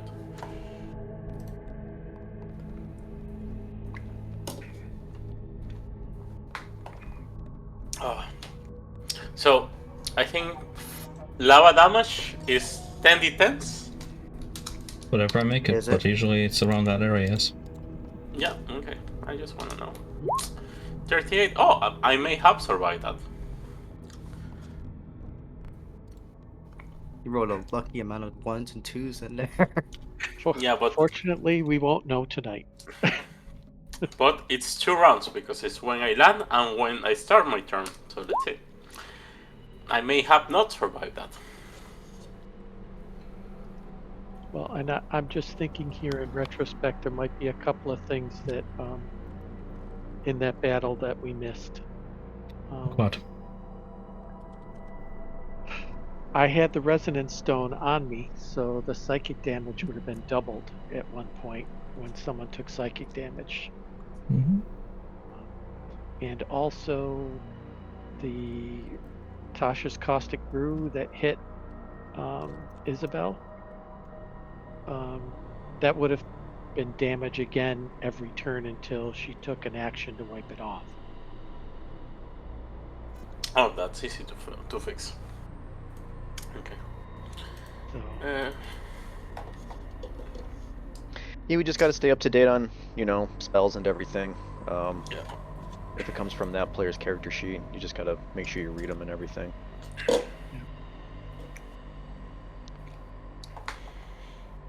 Okay, but I was close to die then. I only caught the tail end of that discussion about whether or not people are within the area of spell effect when it detonates at the edge of the wall. As a reminder, the spell's origin manifests at the edge of the wall, which would have been this line over yonder. Right? With me so far? This is where the wall was. Right? Yes. So from here, measure. This is 20 feet. Entering his area is going to be more than 20 feet. And entering anybody's area here is going to be more than 20 feet. This line here. Anybody within here is affected by the spell. And I took that into account. It will pretty much immune to the charm effects. Right. Same thing from Beyond the Throne, which was the king who saved against it. Word. I...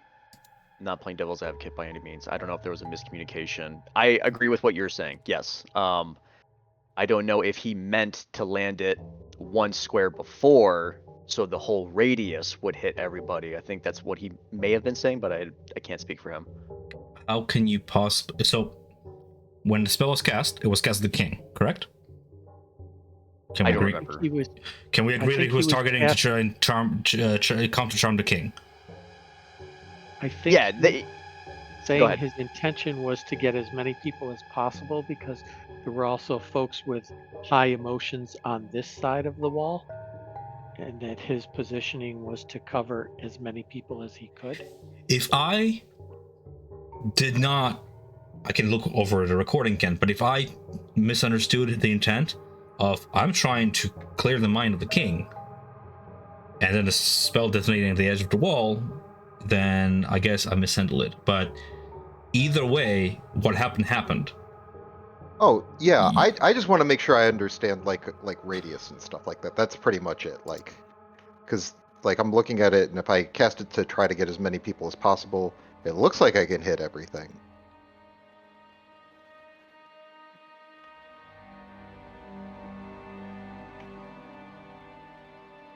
Yeah, because I remember. It is also. Go ahead. It is also kind of one of those things where it's like when you cast the spell, you kind of want to declare like when casting the spell, like who and how many people are affected by it. Yeah, You can't just definitely can be cast. clear You can't about just that, cast yeah. the spell, only focus on one NPC, and then like 4 turns later be like, actually that person would have also been affected by the spell. It's like, well, we kind of weren't. I'll say this at this point of the story: do we want to redo the battle with the spell No, having triggered? no. I'm just saying, I'm trying to make sure that there isn't like some cutoff for radius or something like that I'm not aware of, because I think that there's different ways of like doing it. Like, I know there's like if it's like 50% in, it counts, and like I've heard rules like that. I'm just making sure. Distance is distance. If the wall ends here and this is the impact point of the spell, from here you can measure in any direction 20 feet, and that's what the distance is. I'm measuring 20 feet here. And beyond it will be your space of battle, which is more than 20 feet. Oh, okay. So I didn't think that I cast it on the wall. I didn't think I knew the wall was there. So I'll repeat myself one last time. My interpretation of it might have been wrong because I thought that from here you were casting it at the king, trying to clear his mind. Mm-hmm. If this is the vertex, so to speak, it impacts with the wall, right? And where it impacts, it triggers. Okay. If your intent was to cast it right before the wall, knowing that there was a wall there, That would have been a little bit of meta knowledge because you didn't know the wall was there. No, it would have been to just fit as many people in as possible because I Then could hit that was my everything. misinterpretation, and at this point, You know what? Honestly, for that long ago, there's definitely the chance that I just was not specific at all. So, given that it was like not a combat scenario, so I just want to make sure I understand like the radius and stuff like that. I'm not missing something. So the ruler tool in D20 I find is very good at drawing areas of effect, if be they squares or otherwise. You can even make them not snap to the grid if you want to be more specific with your area. You don't have to snap your areas to grid. There's no ruling that says you have to do that. You can be like, I target this area, I target this area. It doesn't matter where your origin point is, as long as the distance is uniform. what about, okay, so this is one thing, circles on a grid, because like I think that if you did a circle radius, it like on diagonals it's going to cut off sooner or something like that, but or could we just do like the line from the origin to see what it hits? Is that okay? Circles are not squares. If you open the PHP and look under areas of effect, you will see exactly what squares affect when you have a sphere or a circle. I can open a PHP and post a little image in general chat if visual will help. No, I know, but I'm just saying on a grid, if you measure out the radius, it ends up being a square. Yes. Chapter 10 of the PHP has a diagram and image of what circles and triangles and such look on a grid. This is another reason why I advocate against using grid altogether. A grid being no optional rule to begin with, it's just for your own convenience, right? A sphere is still a sphere. And movement is oversimplified for the sake of not having us calculate, diagonal movement with 1.5 and such, like the DMG suggests. But if you open up the PHP and you can see the chapter 10 diagrams, you'll see a circle will affect some. It is usually like 50% of the area, but I have actual shapes that I use. For example, if I cast darkness, I have a token that is just the spell effect visual, and I have a token that's actually with the effect squares. I'll post it on the battlefield just to show you exactly what I mean. Say darkness is 20-foot radius. Here, I get what you're saying, but like you see, so like, can you see my blue circle here? So this will be a circle. Yeah, we see it. Okay, so this is a 20-foot square. This is a 20-foot square, 20-foot radius. This is a 20-foot radius, and this is a 20-foot radius, and this is a 20-foot radius. So all of these measured are still 20 feet radius. You see? Yeah. That's what I'm just trying to clarify. Make sure that I'm. For the sake of expediency, because I don't feel like lingering here.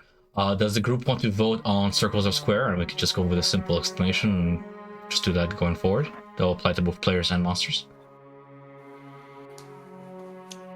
I'm good how we were doing before. Which is? The squares.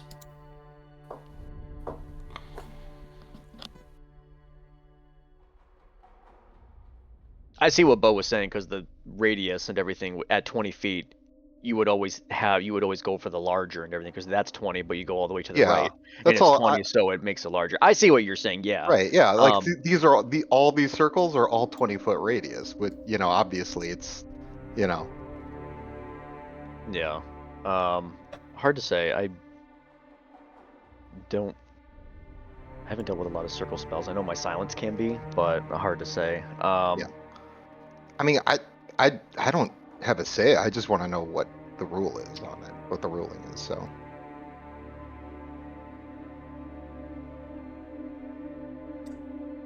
I would say just from do you see what wherever I'm doing right now? Do you see how my origin is the same across all these circles, but the radius changes?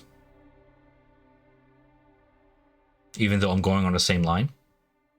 Right. Okay. Therein lays the difference. This is what I'm used to using. Well, I'm used to playing at a table. We use a ruler. We don't really even use a grid because realistically nobody's moving like chess pieces. And math's better, right? We know exactly what distance are for a spell and such. We select the point of origin. Say I'm saying, I'm going to cast it right here beside Gardecar. And it's going to be a 20-foot radius. So I know exactly how far it's going to reach. It's going to reach here.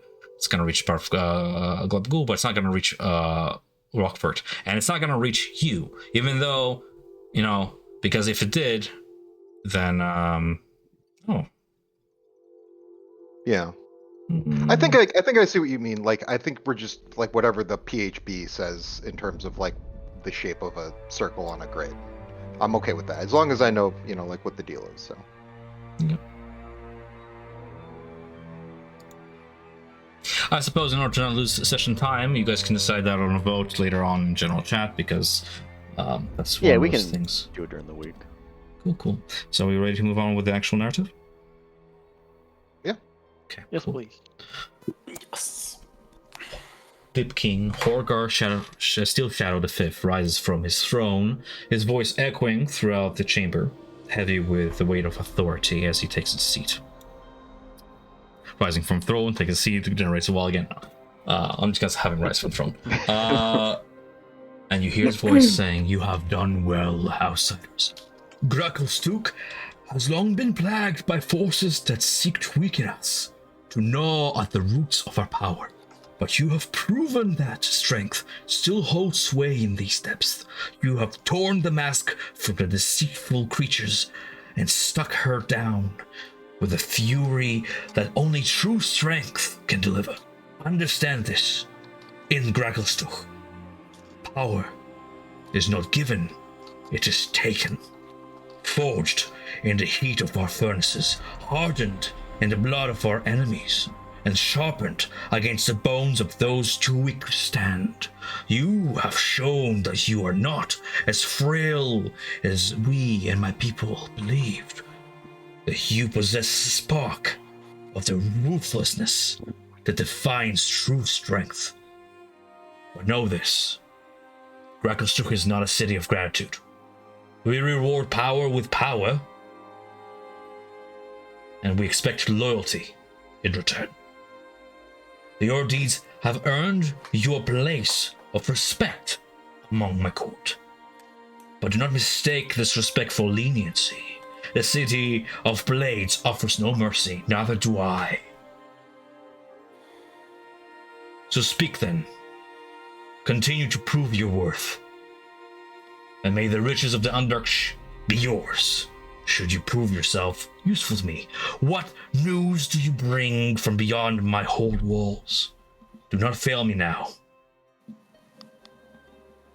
lest you may yet learn that there are fates far worse than death beneath these stones.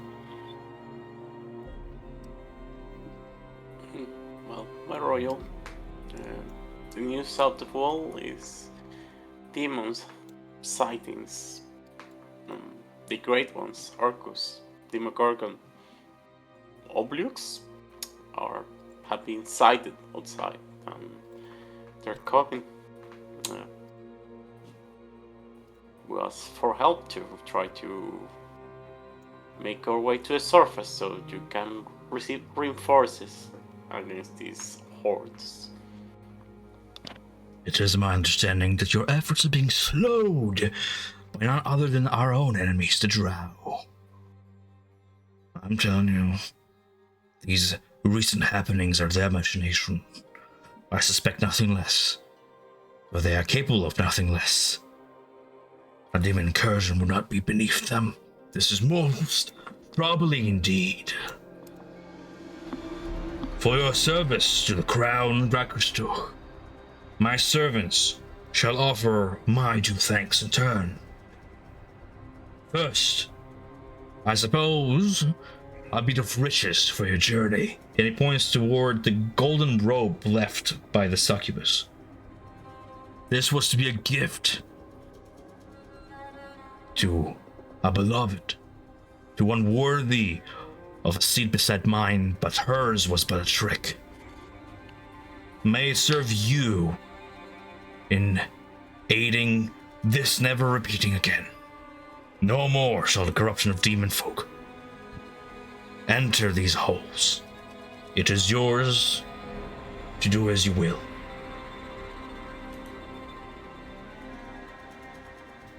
With riches come other rewards. The knowledge of deposits in my library are yours to browse.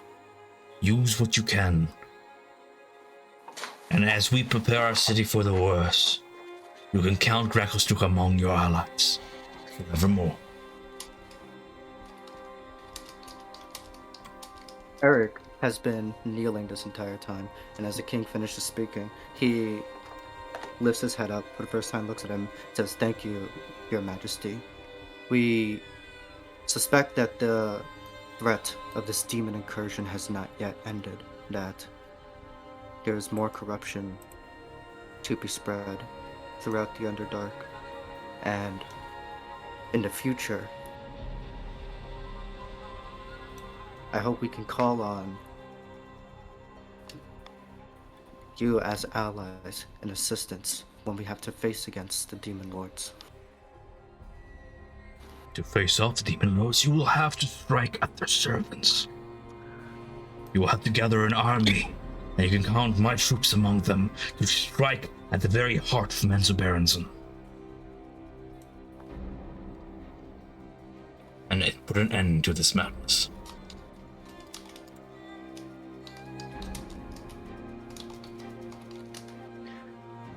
Aye, Lord.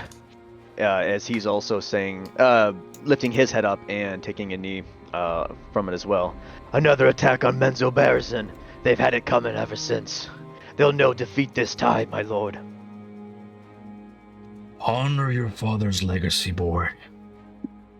The Golden Fangs have served me well, and your troops will be the first on the battlefield, an avant-garde of steel and claw. The time of war is approaching. I shall make preparations, me and my council. For my time with the council is fogged by lunacy, I still recall the words, the reports of the savants' activities and the happenings beneath our very city.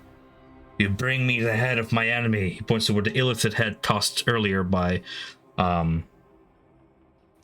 Isabel and says, "Then tell me it is done with."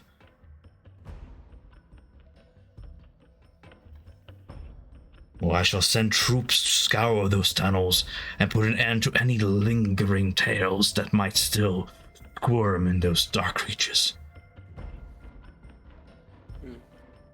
And you have my people's words. He gives of his word of your earned freedom. You shall not be shackled by his people, and for your services, you must see to your journey onwards, out of Grakostuch, supplied and ready. Go for it, Isabel. No, I was gonna say we set up place their base there, but they may be other remains still. Something that the king and his troop will deal with now that you have started this fire. The cleansing will begin. Another story. Or yeah.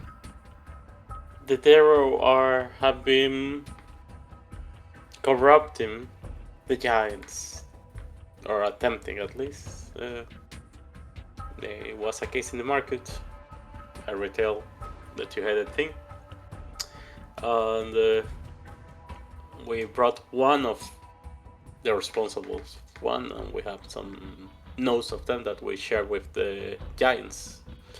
The king assures you that Narok will face justice for his deeds for leading the cult against Clan Cairngorn or the Stone Giants, and thanks you for maintaining relations with these steadfast allies of Clan Steel Shadow.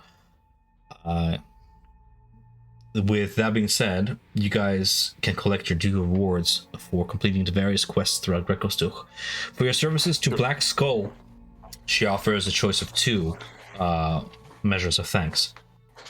Either one of these Grecostuch Stone Guard branding irons and an enchanted mace that can illuminate the dark and singe those who would hide away in the shadows, such as the succubus and other fiends who would turn invisible to your eye. This branding rod instills upon them a magical brand to track them, even when they're invisible. The alternative would be one of her clan's heirlooms to aid you in your journey forth, a war horn of Black Skull Valor to rally those among you. It is made of brilliant green and purple shining adamantium and can serve as a bludgeoning club if you ever need to get through almost like a ram to get through a door or a wall or some such. So the choice is yours between those two items. The horn she's offering is the one that she started off with in combat. Yeah, I'll post the specifics, but yeah. Adamantium engraved with kind black skull's rune of war, which glows red hot when blown. The horn functions as an adamantium club. Whenever you hit an object with this weapon, it is a critical hit. The weapon ignores resistance to bludgeoning damage. You can blow the horn as a bonus action, and when you do so, you gain advantages against being frightened. And immediately ending the condition on yourself as you rally yourself.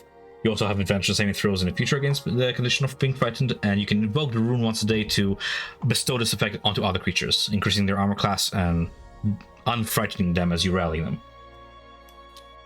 I will say the horn, unless anyone else thinks on something else. I think we should take the horn as well. Fair enough. Yeah. The horn is yours. It's a reward for your deeds in retrieving a rock and handling any other evidence of the cult of Demogorgon beneath the city and such. Even though Droki was not caught, partial success is a success none the least, and Droki doesn't matter compared to everything else you guys achieved. For your efforts in aiding Gart Kar, he and the keepers did offer you the red dragon scale mail.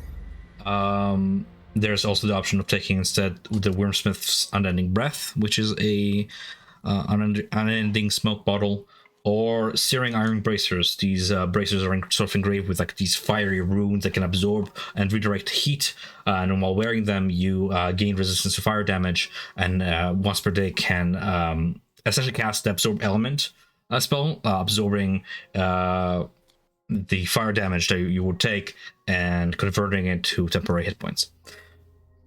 Dragon Scale Mail, Searing Iron Bracers, or Wormsmith Unending Breath.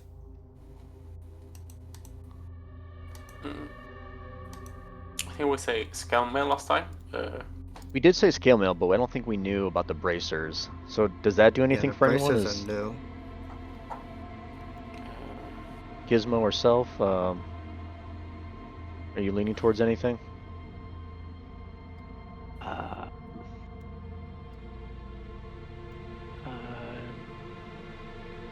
No, Hold on, I'm either reading one would be fine. Yeah. I don't think I have a strong feeling one way or another. If people have things that they can use. Scale mail then. Yeah. Or what do you think, Nick? I think the scale mail, if you're going to take it and it helps you out, then yeah, totally. Let's help everyone out. Yeah, I it's not the best for me, but as a hand-me-down one day, sure, like that would be a good possibility too. Okay. So Yeah, I think the horn is cool too. So Yeah, the horn's a good call. Yeah. okay. All right. In due time, Stone Speaker Hagram, with thudding footsteps, is also summoned to the chamber to gain audience with the king and hear of your efforts to cleanse his people from the curse bestowed by the cult of Demogorgon. As a continued thanks, along with Stone Speaker's crystal in your possession, he bestows upon you a rare gift indeed. Forged by Hagram, the chieftain of the Stone Giants in the clan of Cairngorm, bestows upon you this exquisite statuette made of solid diamond, a masterful creation carved from a single flawless diamond. It stands about 6 inches tall, depicts a serene figure of a giant with outstretched arms and an expression of benevolent calm. The statuette's facets shimmer with a soft ethereal light that casts a delicate reflection that dance across the polished surface. The base of the statuette is adorned with intricate runes and ancient symbols, hinting at the powerful magic bound within. It rests on a simple yet elegant pedestal made of ancient stone, giving it a timeless and enduring presence. When held, the statuette feels warm to the touch, and a faint hum of energy resonates throughout it. He explained that this statuette has been enchanted to cast the Revivify spell. Once the statuette is used to bring back a creature to life in this way, it shall disintegrate into dust and cannot be used again. But nonetheless, this gift is yours. I'll make a handout for it for you guys. But this is both a scroll and spell component for the Revivify spell in essence. A gift from the Stone Giants. This is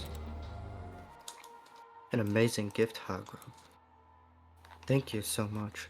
To think, this statue literally can bring someone back from the dead. Hopefully, we never need to use it, but when fighting against a demon incursion, who knows what'll happen. News quickly spreads throughout the city of your deeds and the happenings in the throne room. You were approached by another ally of the party, Ilsa, a leader of the Merchants Guild, who promised to reward you for your deeds, for returning her husband's body to her to give him last rites and aiding the city. I would imagine you guys report back what you want from you, the whole, where do Daru get their coins and whatnot. And in exchange for that, she offers you several items that should lend you aid in your journey out of Grextuk and onwards. First and foremost, a navigator's map of the Underdark. Finally, some direction. Yes. With a map of the Underdark in your hands, she also offers food and supplies for your journey. And should you want to continue supporting her business, she does lead the city's guild in supplying steeders, these giant spider-like mounts, should you need means of faster travel. Hell yeah. The, We're really cashing in today, boys. Yeah, the Ilsa, the merchant, informs you that the journey ahead from Gragostuk, it will be perilous. What is your next destination? She will be able to aid you from here in getting the fastest route. Neverlight Grove. Journey to Neverlight Grove from Gragostuk will take you a matter of 12 days by the most direct route that she would use. 12 days. Okay. And we're going there to return our friend's stool, is that correct? Yes, and recover some resources along the way. It's civilization in some way. Since your most recent party member to leave has left the party, who has been holding on to stool in their backpack this entire time? I am. You see, poking out of the side satchel of Isabel is a small myconid mushroom person of a creature.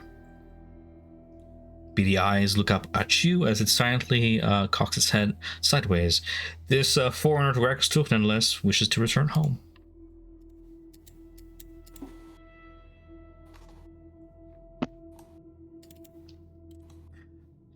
If you have any questions, now will be the time, yeah?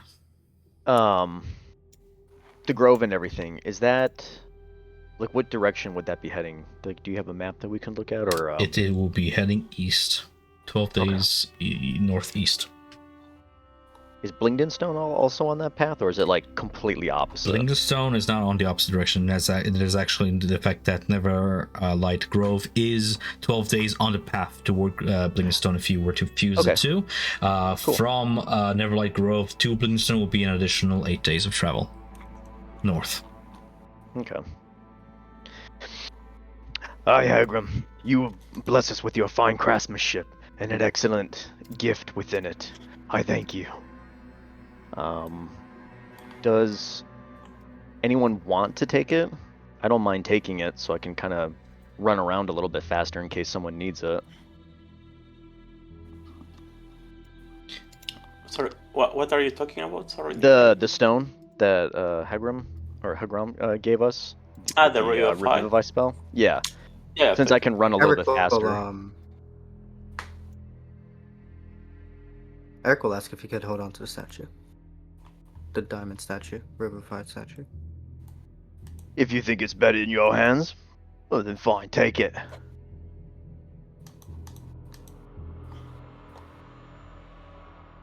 As long as I don't have to hold on to it, I can't revivify myself if I'm dead, so... What? You mentioned the golden robes? Yes. That she left behind? What was that about? I'm gonna miss that.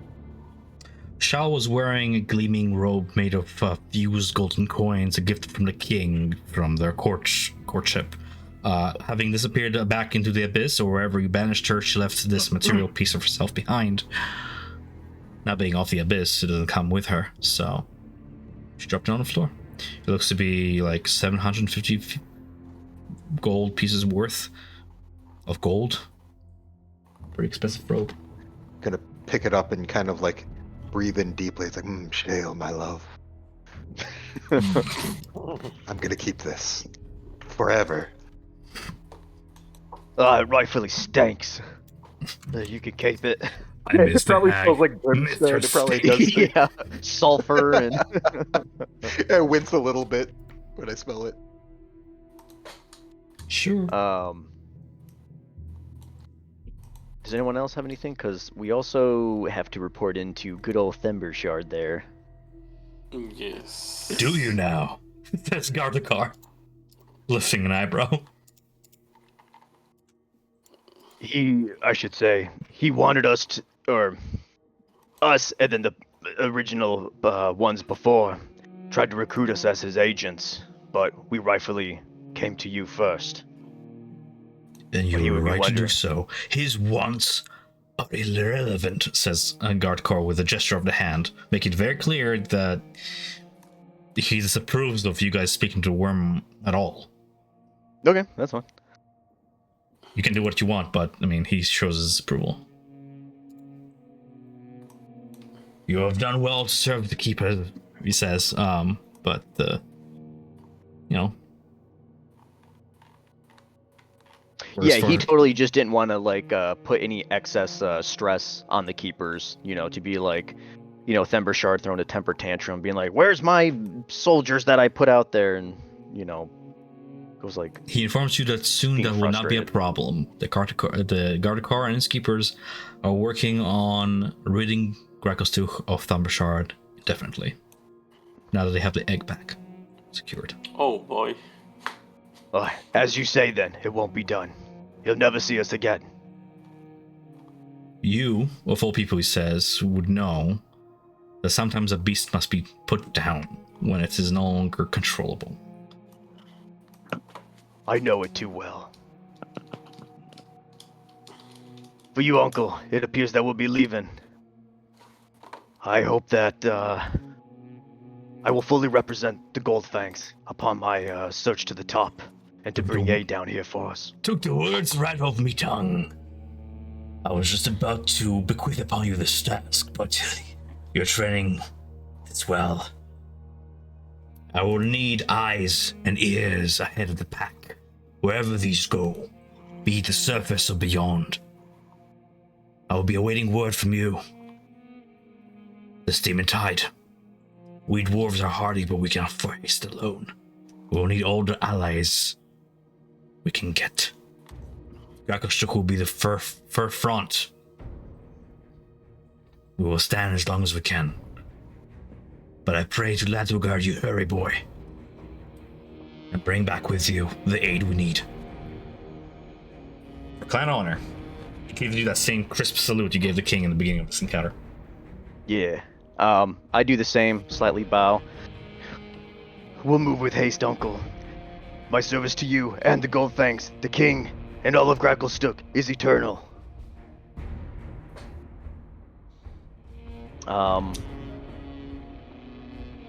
Does he have a little something for me? He is. I'm gonna give you inspiration for that interaction. No, I meant the flower. Oh, sure. He hands into your clasp's hand a yet unbudding pale flower that you recognize to be a queen of the night, yes. Okay. I thought you were gonna receive a hug. I mean, Do you have anything it'd be else? kind of nice, I'm cool. I've never gotten one. So Gizmo is All I going want is a to hug. Gizmo is going to slowly approach the stone giant and good sir giant, I just, you do not owe me anything, but I do have a question. I have been troubled by a recurring dream, and in this dream there is a a large library with a vaulted ceiling, and the name Graven Hollow comes to mind. I have had visions and dreams, and in this dream there are stone giants and a large circular table with an enormous tome. Uh, is this perhaps a place that you know of and could guide us? The stone giant rock speaker brings his geode staff close to illuminate the side of your face, and he says, squinting, "Curious. Another familiar face. From past, from future. I know thee. We have met before, and yet are meeting for the first time. Such is the strange ways of Graven Hollow. Yes, I know of the place thine speak of. I may offer you a guide, one of my kind, to use the phrase close circle, and bring you forth there, should you wish to explore the knowledge therein and seek the answers. One of my kind, Jarl, knows the way. You would keep him safe as he keeps you. Together you will find it. It is en route, though I do not know its exact location, for it is a place lost to time and memory. And should it want you to find it, you will. Almost like the place has a consciousness of itself. Curious. You're too kind. I graciously accept your offer. Keep heeding those dreams of yours, smaller one. We can learn many things from dreams.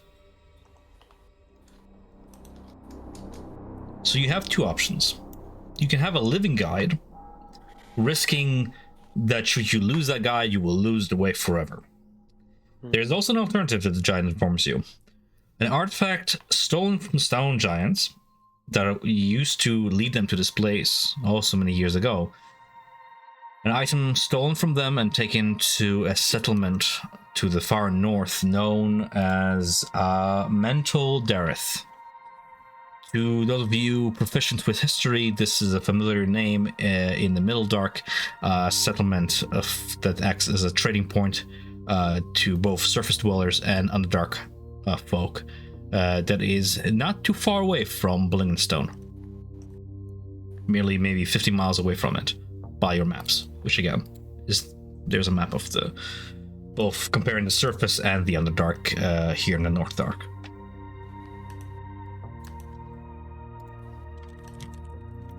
Okay, the artifact.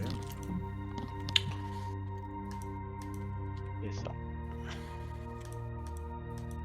Alright, cool. Yeah, I would say we. I would prefer not to endanger any of your kind. Perhaps we shall seek out this artifact that you mentioned. Very well. May the gifts he bestowed upon you aid you in that task.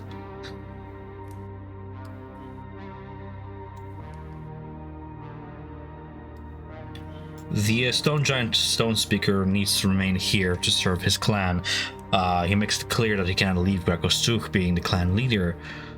But does wish you luck on your journey there. Does anybody else have any questions lingering to these NPCs before we say, I would imagine, say goodbye to Grakostuk for time being?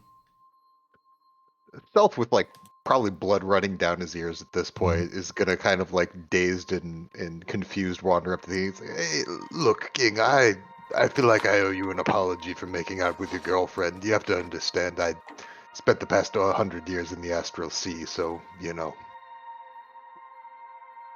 You do not look it, boy. I have known some measure of humans, most of them in shackles. They don't seem to live long, not under rod and chain. And yet you say 100 years? Curious. Not a wrinkle or a gray hair upon you.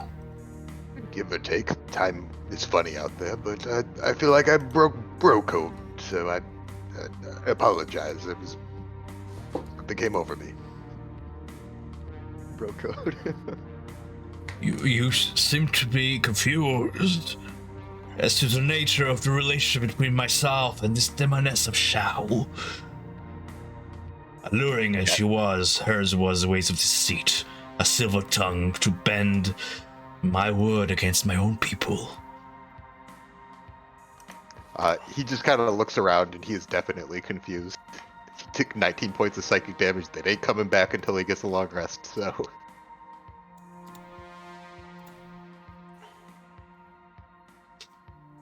Nonetheless, I apologize.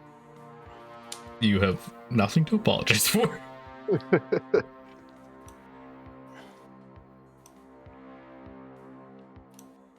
As for your allies, Black Skull informs you, or the captain of the guard informs you, that in terms of Shuchar and Jimjar, both have been staying with her children to be mended to and seen to their wounds, be they both psychological and physical. Should any of you need attending to your wounds, her kids will see you through. You, Gizmo, are very familiar with the Black Skull twins, who have been pursuing herbology and other studies under your tutelage as of late. It seems that your recent lessons have been coming to some fruition. You may gather your allies when convenient to be joined by Jimjar, from what you hear, those are new among you, a deep gnome of some roguish renown with a gambling addiction, and Shuchar, a Kuotoa that has made an alliance with the party ever since they have met him back in Drow prison, fled together, seen him to his home, lost his home, and have brought him all the way here only to be struck by an intellect devourer and suffer some brain damage that he has been recovering from ever since. When we head out, will he be back to his old self, or does he need like more time to recover on the road? It will take him like a week to recover to back to himself, Okay. but that's healing like in on the road. Alternatively, you guys can spend a week in Grecostuch within the safety guarded by the Dweger from any would-be pursuers to recuperate, gather your full strength, everybody healed up, and maybe some downtime activities and such. Say your final goodbyes, gather supplies, whatever you guys need to do over the week, and then head out. The option is always up to you guys. I would say we probably just grab the supplies we need, me personally. Just tidy up anything, if we have any money for anything, or do anything. And then probably head out, make haste. The longer we wait, the more demons will start making their way in. I share the feeling. Yeah, Yeah, Gizmo we should feels just be this- on our way. a sense of urgency as well. He wants to make sure that we can adequately supply ourselves, and it sounds like with our connection there in the marketplace, we're going to be able to equip ourselves with food and so forth. Right. The Is anybody interested in Ilsa's offer? As the troglodyte approaches, she offers her steeders to your service. There'll be 100 gold pieces each for male steeders. These spider-like creatures that serve as mounts. I think we have the gold, and that would... Go ahead, go ahead. I was going to say Gizmo's going to pass on that, but I do have a related question. And there looked like there was some kind of saddle in our possession. Yes. Is that in our troop? Okay. Gizmo can actually ride Plank if he were able to be saddled and harnessed. So he would have a mount if others were taking mounts.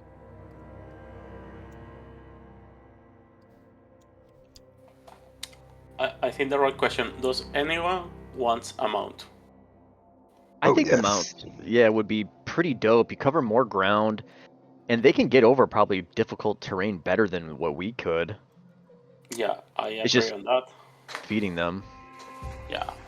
But it also let us carry more weight. Yeah. And we will need 4, and I think we have like a lot of small creatures, so I don't think we will need more than 4. No, I don't think we need more than 4. Yeah. Can these What? steeders, like, they're used to like haul large caravans of items, or are they just mainly just for like a horse, like for you riding into combat maybe or something? They can carry more than you can. Yeah, definitely. They're Okay. strong. They're strong creatures. They're meant to be a beast of burden. Yes. Okay.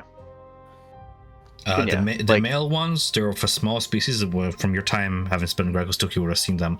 Male cedars are like the size of ponies, looking like large tarantulas. Yeah. That can be as burden, while the females are much larger and are trained as actual war mounts and such to lead these. What do I want to say?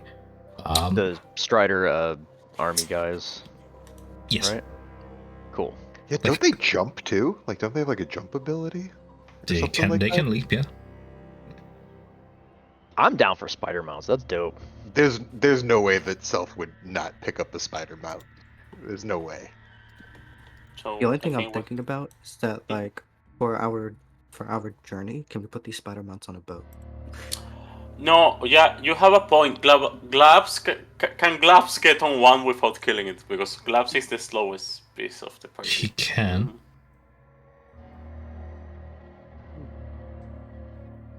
That wasn't what I was asking. I was wondering if, like, if we were to take these mounts, would we have to travel through land going forward? Would we not be able to take boats with us?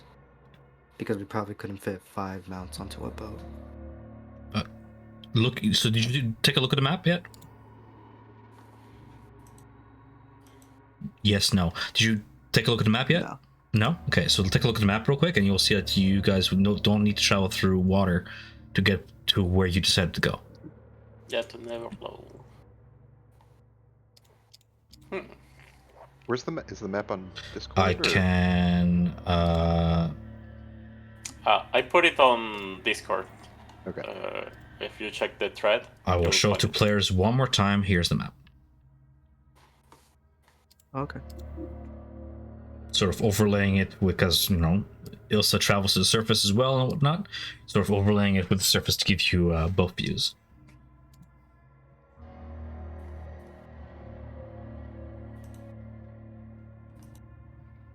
Yeah, then I think oh, go ahead. I wonder if I can do this. How fast does spider swim? Not faster than walking, I'll tell you that much. They're not meant to be swimmers. I don't think they even have a swim speed. Meaning it's difficult terrain for them to go through water. Right. Self will.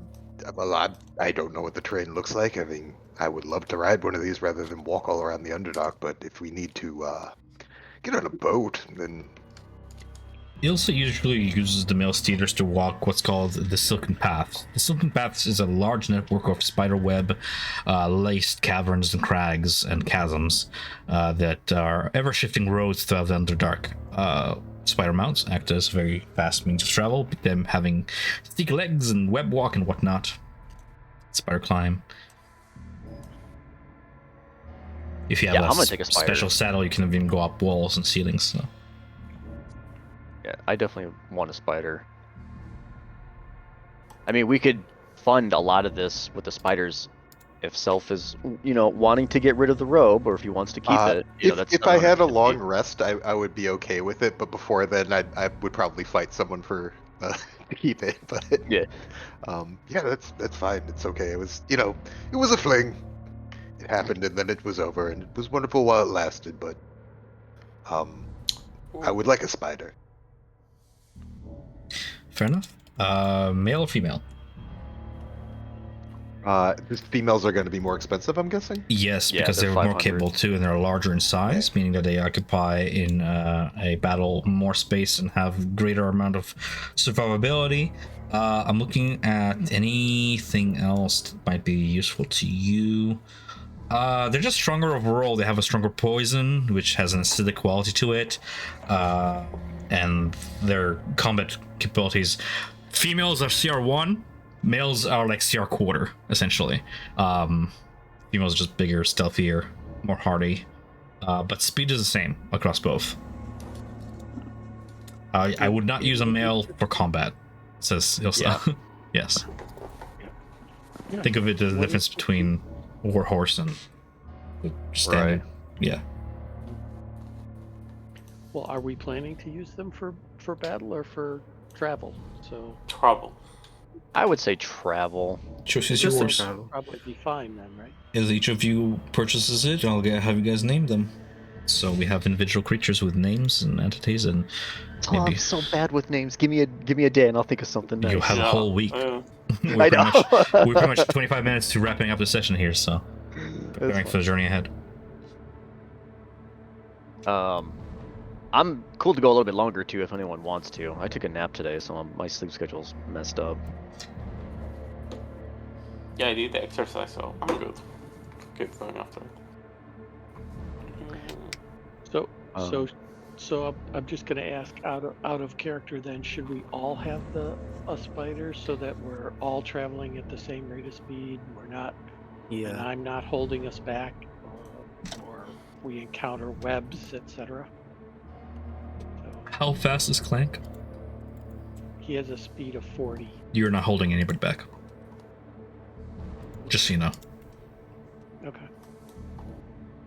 I think that would be a fun thematic too if you just had Clank and everything, because that's like your boy, like everything you built. So I think that would be cool. It's up to you.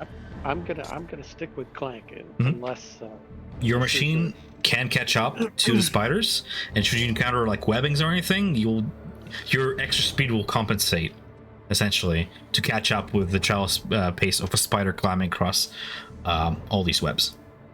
So it's just a matter of better being on foot. Yeah, I think we each will get a spider. The thing is, like, our companions, Ginger and Shuchar, will possibly need one too. So it will be 6, not 4. Well, should we just get 5 then and just have Shushar and Jimjar just right on one? Like they're small. Okay, sounds good. The mushroom. Shar small too. I know Jim Jar is. Kotoa are medium humanoids when they're grown up. Oh yeah, he's a little bit of a bigger boy. He's a thick boy, yeah. So there's Jim Jar, for those of you who don't know him. You meet the Deep Gnome for the first time at this point. A little roguish with fancy clothing and a nice like set of like iron armor to brace his neck, shoulders, and chest area in a little breastplate. Seems that he has gotten himself a little bit armored here in Gregostuk in his time spending here. Otherwise, he blazes himself with like small daggers and dark cloak to hide himself in the shadows, and always has a pair of dice sort of clinking in one of his fists. The other companion would be Shushar, a awakened Kuatoa, with a little bit of a stupefied, slack-jawed view to himself in his current state, having survived a intellect devour attack. But these are two fellow imprisoned slaves of the Drow that were with the party since the beginning. Will be joining you on your journey. I think we could put those two on one spider, and it should still be able to move just fine, right? I mean, Yeah. it's used to hauling Yeah. weight and material, so I think they'll be fine. Yeah. On just one. Okay. So we just need 5 spiders then.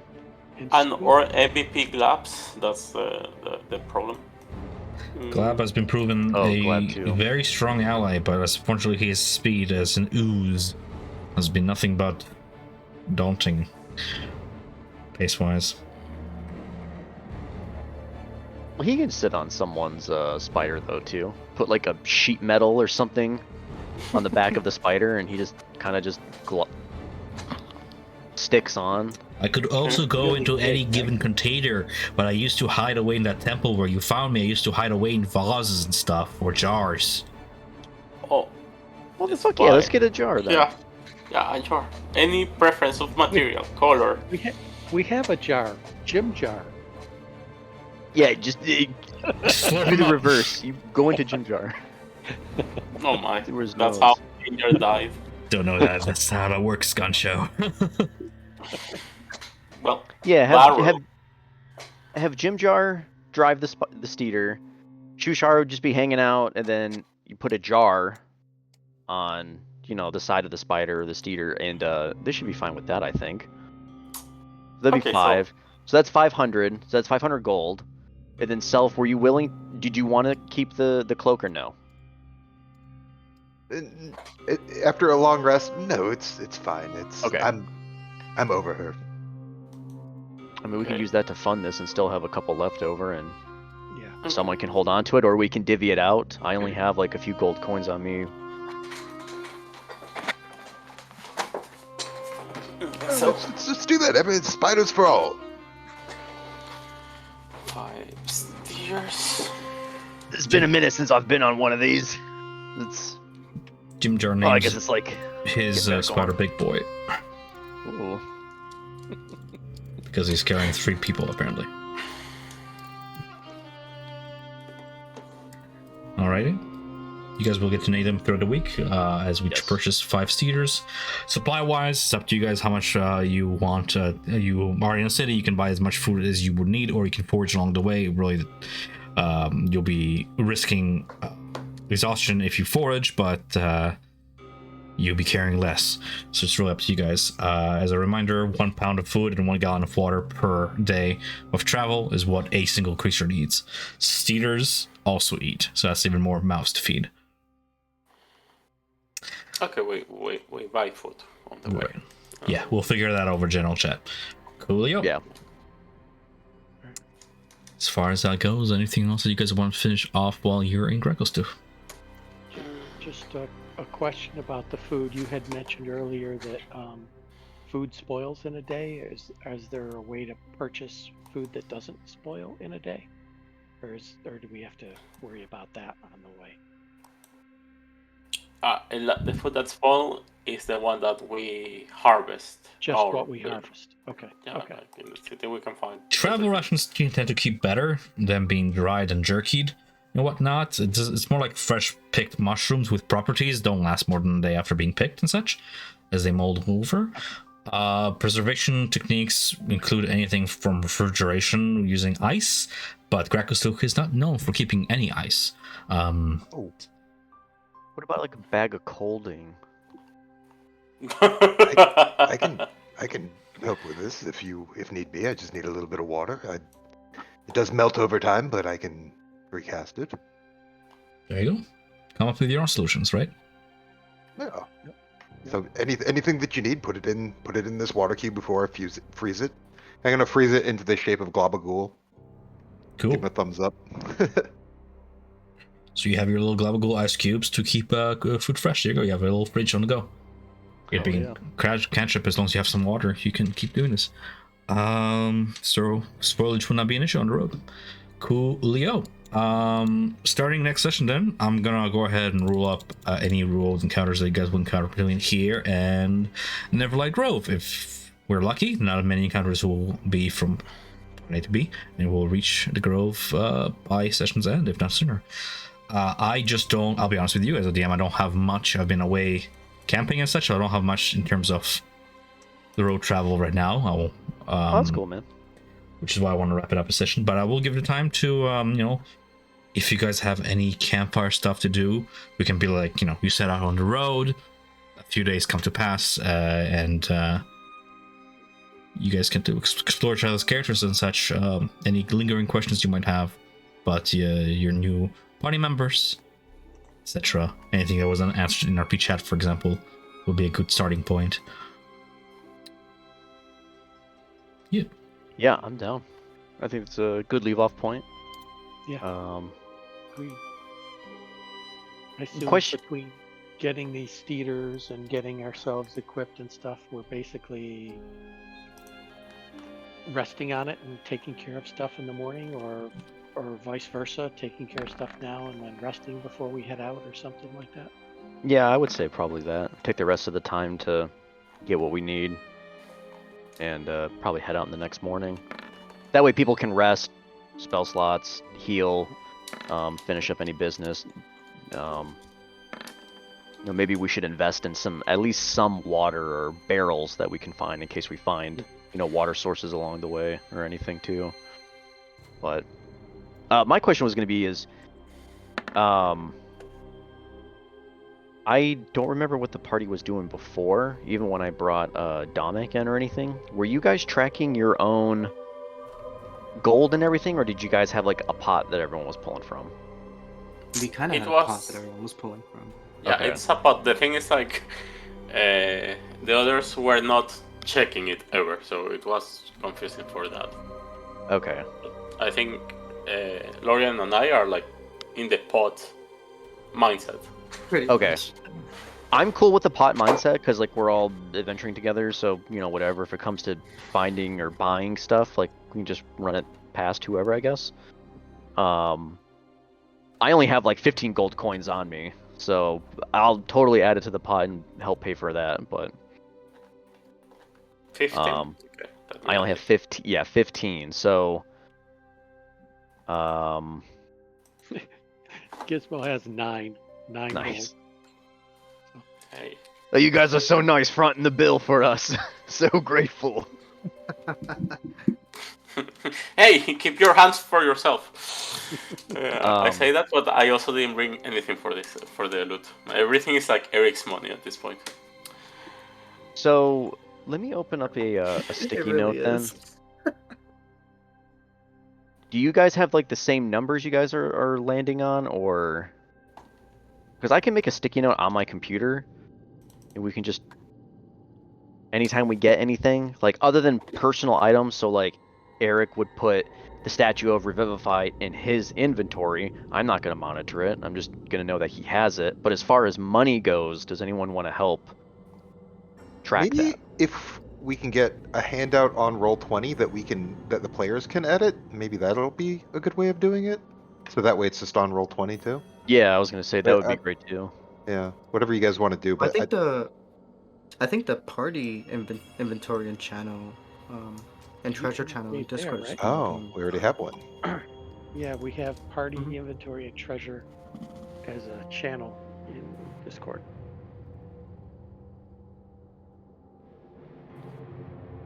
Saying goodbyes to some old faces, I see.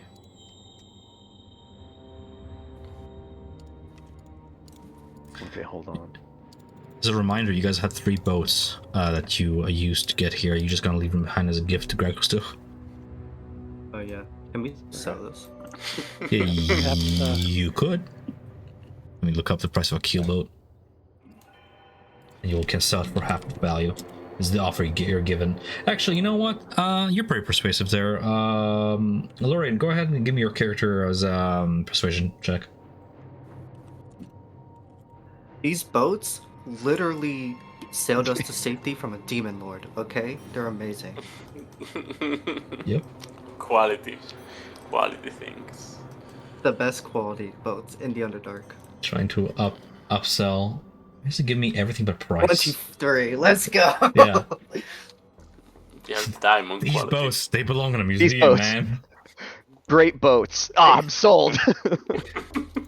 Man, it's giving you everything but price. How much is a keel boat?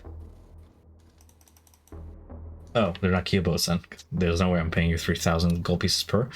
What am I looking for then? Oh no! Wait a minute! Are you sure? I'm Like, positive. Absolutely. Don't even test me right now. Let's just have another. Let's just have another Nether Deep. Yeah, this is I'll another get Nether Deep. 50,000 I don't want to GP. do that again. I know exactly what I'm gonna spend my share of the gold on. You sell 3 of those boats for 50 gold pieces each. 150 gold pieces that you did not have before enter your pocket. Nice. Okay, so I'm typing in chat in Discord. So we had last was 598 gold from what I see, and then we're gonna add 750. I think. from the robe, right? No, I think what Isabel has written It includes the ropes already. Yeah. is up to date. It's been editing the sheet instead of sending individual messages. So the sheet that I sent after that message is actually out of date. Maybe I'm missing Yeah. something. Yeah, like the 748, it had like including the rope, like the remaining of the rope. So at the moment we have 922 pieces of coin. have so many mouths to feed, holy. Is that after selling the or buying the steeders? After selling buying the steers, yes. After. Okay. Yeah, after. Could the steers eat stuff that we kill along the way, potentially? You can feast on monsters, yes. Yeah. Anybody They're can. vegetarians. Could we Hardly. Imagine. if we run Or out of like- food, can we eat the steers? Yes. Oh my god. I mean, but that's an expensive ration, okay? That's That's expensive, right? Mhm. But it'll be really good. It's a gourmet meal. You'll be fine. Yeah, I bet. In times of war, Dweger did worse. Yep. Yeah. And I look at the terror. They did not eat humanoids, no. Maybe not that bad, yeah. Not that desperate. Okay. Do you ever wonder what drow tastes like? Better than spider, I'm sure. Wow, you guys are a big party. You see Yeah. that entire left-hand Yeah. side? These are all the mouths you're feeding plus your steeders. So instead of boats, no longer have boats. You have 5 of these steeder boys, and they're all male, right? Nobody took a Yeah. female Oh, either. no. Cool. I'll just rule at random which one of them is the alpha, because they fight amongst each other without a female. Oh my god. I don't know. It doesn't really matter. I'm just flavoring animals being animals. All right. Cool. Boom, boom. So The in nipples on that Kuatoa token are just unnecessary. It's hilarious. Okay, so I like it. If I were to look at my map on my end of distances, and we want to keep going, I'm just gonna load this real quick on my end. Yeah, how many healing potions we have? That's the part that I'm not aware. I think Eric 0. has 4. No, Eric has a few, but I just not No, aware. no, how many. I'm out of healing potions. I have Oh, we don't have. one greater healing potion, but I'm out of Okay. regular healing potions. Oh fuck! I thought flints will last longer. So, Okay. for those of you not familiar with how our map works here, this is my way of sort of keeping track of our heading. The underground roads are winding, and you guys make about like 8 miles per day before you're pushing forced march. Every time you guys encounter a branching in the road, I have the sort of a branch you guys don't take following your path be a little bit darker than the other ones, just to indicate that there's an alternative path if you ever need to navigate around. This was where the party started, Valkavev prison. We have made our way all the way from the Lost Tomb of Keem to Slip the Loop, where we got Chushar home, and then not. There's the Cavefish Island, and then we made our way all the way across the Dark Lake, all the way to Grekelstuch, and now we're setting out eastward toward the Neverlight Grove. The roads being a little bit winding, you guys had to take a southern road at first, but you guys make it a whole like 3 days before essentially having an encounter.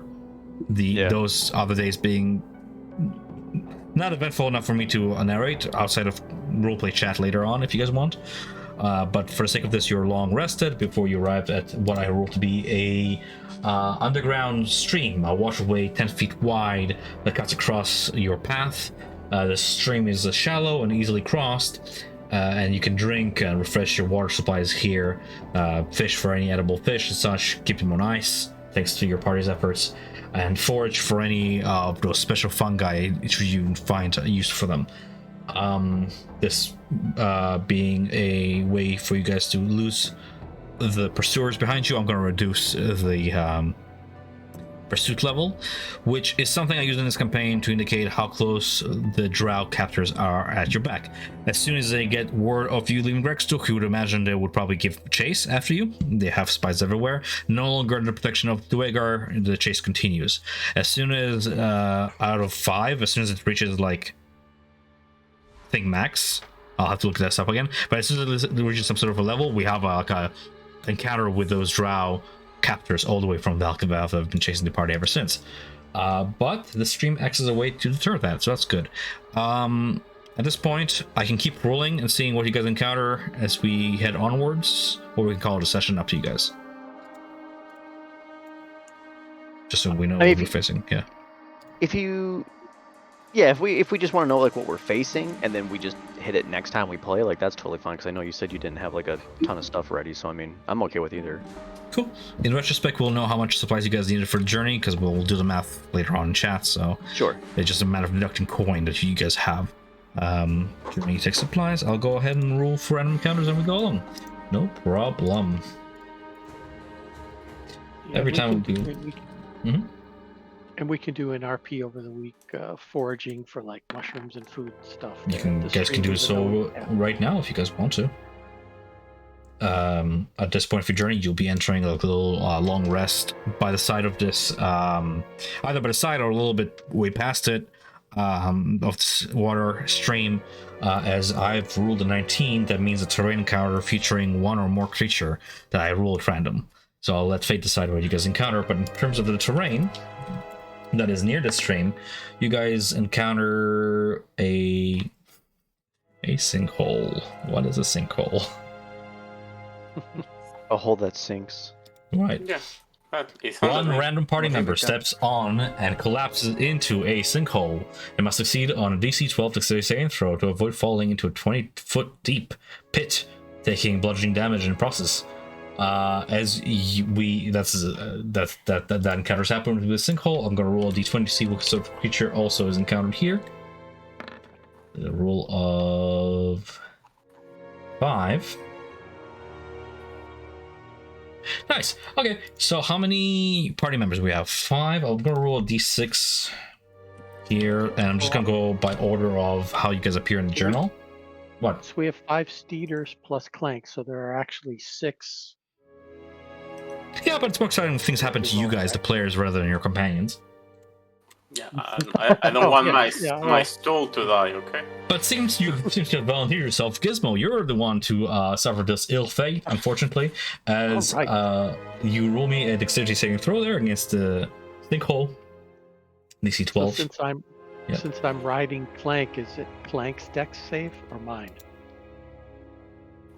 You can make it Clanks. It probably would have been better to be mine, but let's do it. Dex. Then stop talking yourself into worse situations. I don't know. I'm just. All right. Mm-hmm. Just trying to play fairly. Right. Yeah. So Dex is. You can just let Clank collapse into the hole and leap off of him, and then it will be your dexterity saving throw. Unless an 8, unfortunately, does not beat a DC 12, as you take the D6 bludgeoning damage, falling down this sinkhole, 7 bludgeoning damage. You can climb out with an flex check, but as you guys hear the sinkhole settle and the crumbling stone sort of settle, you hear more voices coming from the dark beyond your torches and light and such.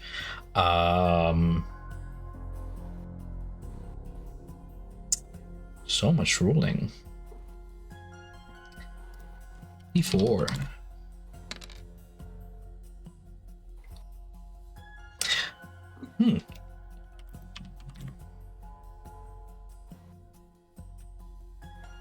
You hear 2 voices coming out of the dark from collapse, Elvish in tongue.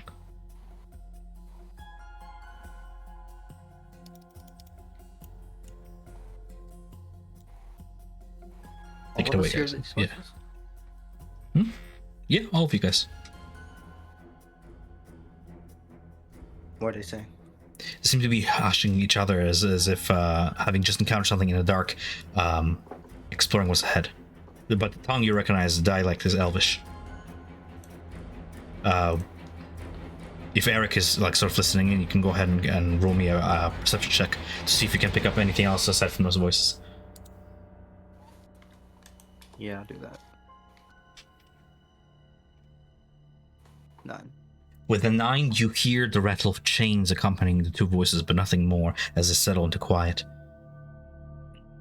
Can't seem to spot a source out there in the darkness beyond range of your sword's light. Eric will quietly say to the others, I hear elves over there in chains, likely drow slavers. Let's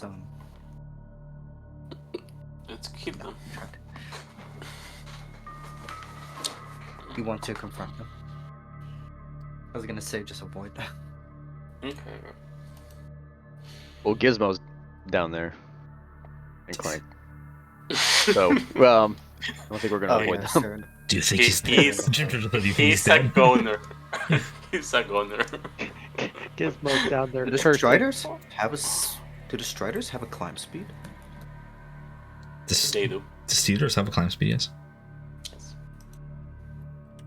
What if we? Could we hide in the hole? Clank, get me out of here.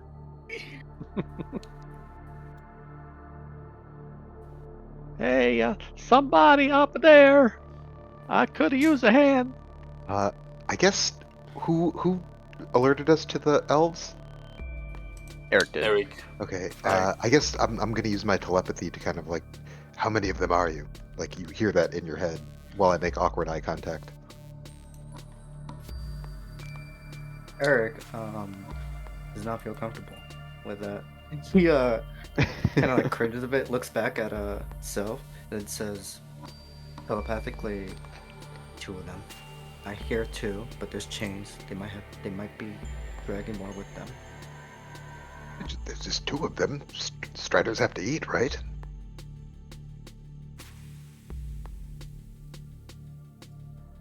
Eric sighs. He like clamps onto like the bridge of his nose, and he's like, "That is," and he replies, "That is true." Why don't we just spring a trap? Let Gizmo stay down there, act as bait, and then we jump them when they come by. Oh, that's well. Yeah. Wait. Can we get them out with the Striders? Can they like drop a web line down or like go, Sure. like climb down and pick them up? Okay. I tell my Strider, whose name is Shale's Kiss. Oh, Gizmo out of there. You never get over the first girl. You- First That's kiss in the 100 first one years, after a boys. few hundred years in Yeah. space. Like, oh.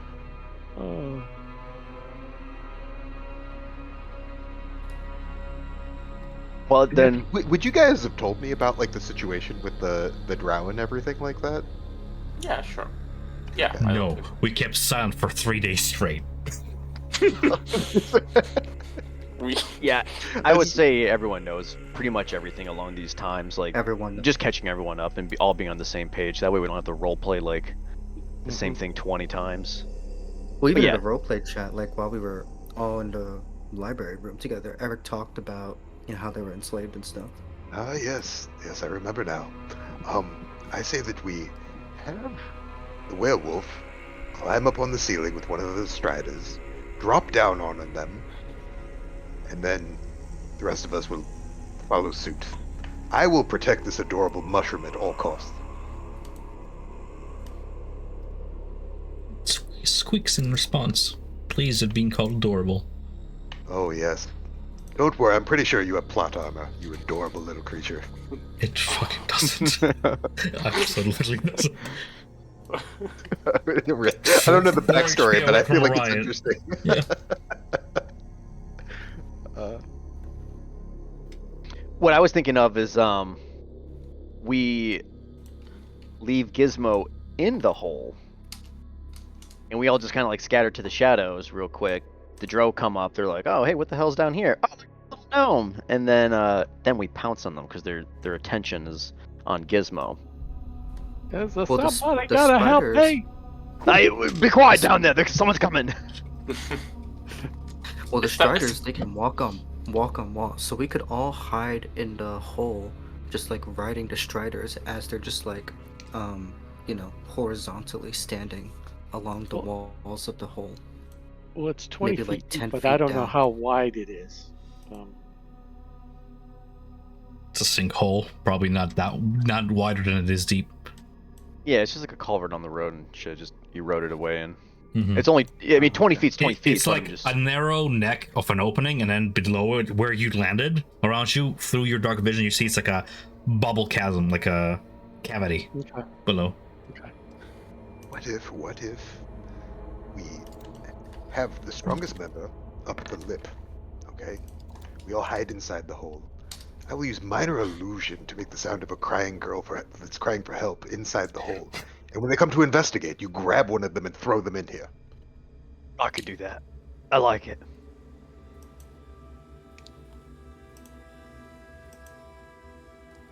Are you on high or not, guys? Sure. Throw them in the hole. That sounds like a good plan. Gizmo's trying to figure out how to get out of this hole at the moment. You They're can, not staying there. you can attempt to climb out if you would succeed on the C15 At, athletics check, but When he's up, like out of it, Isabel push him back. Like, stay there. Right? bully the gnome. Eric is just gonna go down there and get him with the with the strider. They just walk down the hole, pick him up, put him on the back of my strider, walk back up. I love the idea of all of us just like the werewolf, like just basically where they pick their head out, just grabs them by like the hair, throws them down into the hole, and then like us and 4 or 5 like striders 'em. are just like like jump them. Get 'em, boys. Here's the thing though, I feel like we hear 2 of them, which means that there's probably like they're doing like the clever girl like raptor thing where there's probably more of them coming up behind us too. So Yeah, I was gonna say, I send my construct to try to investigate if he can. And I guess, what's the name? I forgot the name of the spell. Message, so I can communicate with it on the distance. Cool. Roll me stealth and roll me perception for your creature. Oh, he's a mechanical bird. Perception 23, stealth 7. As you send out your scout, it flutters mechanically through, echoing throughout the cave, and give me a second here. I'm just rolling contested stealth checks, and just checking. I don't know why I'm even checking for this. It's just a d20 on my end. If you want to hide and pass, let them pass too or anything, depending on what we want to go with. Go ahead. Should I, or did you want to say something? Oh, I was gonna say if I can cast pass without a trace too on all of us, What's your plan? most of us. If you Well, want to do actually, that, then I can cast minor illusion, depending on how the hole's pretty big though, right? You said like the mouth of the hole. It's like 5 to 10 feet wide, like a vase neck. It opens up into like a cavity 20 feet down. Yeah. I mean, this is a 5 by 5 foot cube, so I could at least cover up most of it. Sure. Yeah. If you want to try that, we can try to camp out down here and be real quiet. oh, each creature I see within 30 feet. Oh, I thought there was a limit. No, yeah, I can get everyone with this. So, just to handle what Ivan did first, you want to improve the stealth of the creature that Ivan sent out by 10? Yeah, if I can, cover up and help him and his Cool. little companion too. Yeah, let's throw that on. All right, cool. So I'll handle that as that happens.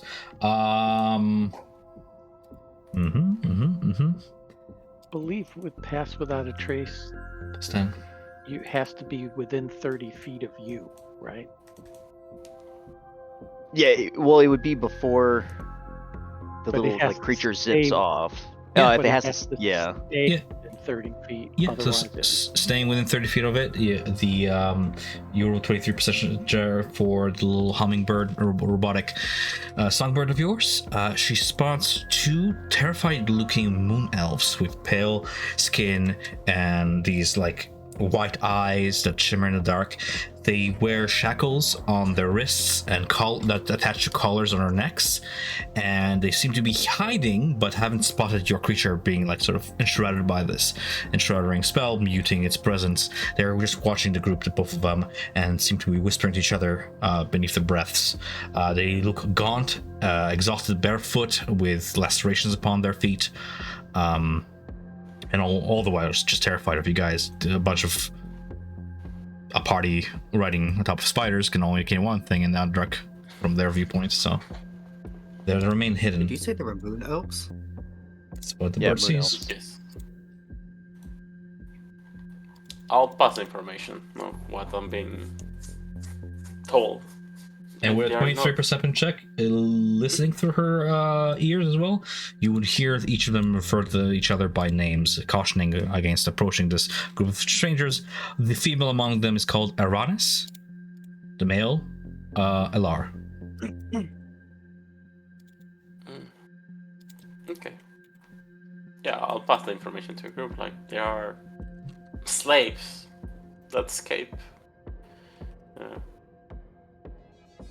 Maybe we should give them a hand. I'm pretty sure you understand the situation. And I Or point escaped at Eric. slaves, not drunk. Alright, hold on. Check the manacles. What do they look like?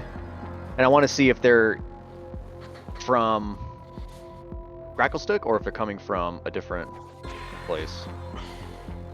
Do they have the tattoos that they have in Gracklestick in the forehead? You see no slave brands. Okay. Yeah, they are not from your city.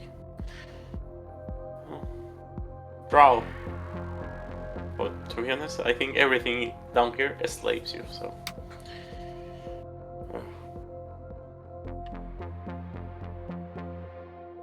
Well, that must mean someone might be close and someone's looking for them. They'll be on their tails. If they ain't got boots, shoes, anything, they're moving at a slow pace. I mean, there's probably a search party or maybe someone might be looking for them and getting close. So what? Either we take them with us, feed another 2 mouths, or we send them hiking. At least they'll have a better life out there, or in Gracklestick, than out here, and wind up dead. Wanted they just to be in by the folks in the Gracklestug when they show up at the gate? I'm sorry, you cut off for me. What'd you say? Won't they just be enslaved in Gracklestug if they show up at the gate? It's better than death. Maybe let's ask their story. And We should they have can us talk decide. to them. Yeah. Alright, if you want. So what you want? You want to grab them? Or you want to try and approach them all nice and friendly? I'll say We'll be nice and cordial. friendly. Eric's gonna get off his spider and walk over to where the 2 elves are. The direction he heard them from. As you, with Dawnbringer in hand, illuminate the way forth and turn the corner in the direction where the bird leads you, you nearly catch a stone to your head as one of them tosses a rock in your direction. Unarmed, they're desperately trying to protect themselves, all the while speaking in Elvish, telling you to stay back. Eric will respond in Elvish, saying, "I am not a slaver. Put down your rocks." They do. Going down on their knees at your mercy, these escaped slaves beg in their Elvish tongue, speaking of their story, escapees from Menzo Baranzan, escaped with their lives, only to scrounge for food and water to barely survive down here.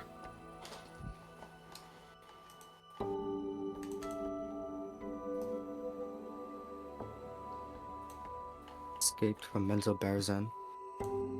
How long have you been enslaved for? They're not sure, but it has been a long time. They have been weeks scrounging these depths. And how did they escape? Ask them that. Shame How did washes you escape? across shame washes across their expressions. As you can tell, they have used others as bodies, so to speak, to block any assaults that would have stopped them. For their escape, others have paid the price. A similar story to yours, really. After all, some died to pay the price for your escape.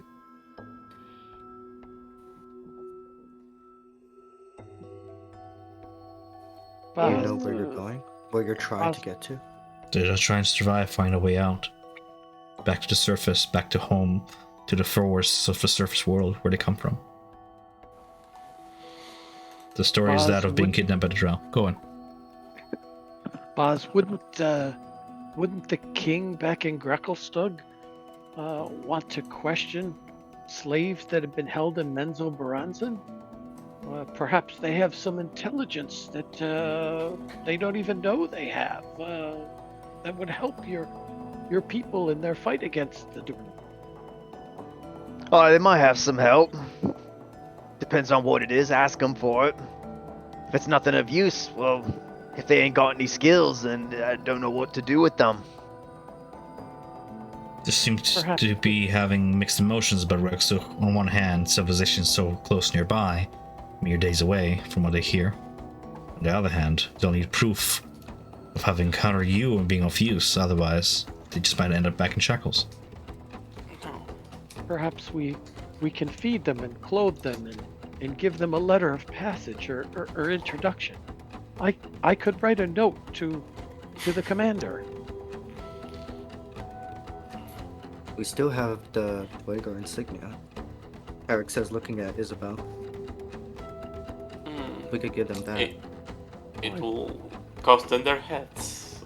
I'm sure What the commander would recognize my signature. I don't know that we need to give them anything other than a letter of introduction.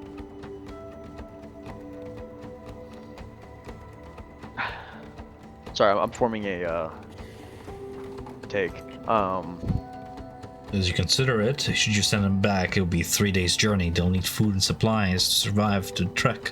Or you can leave them at their mercy. Maybe they'll survive, maybe they'll starve to death.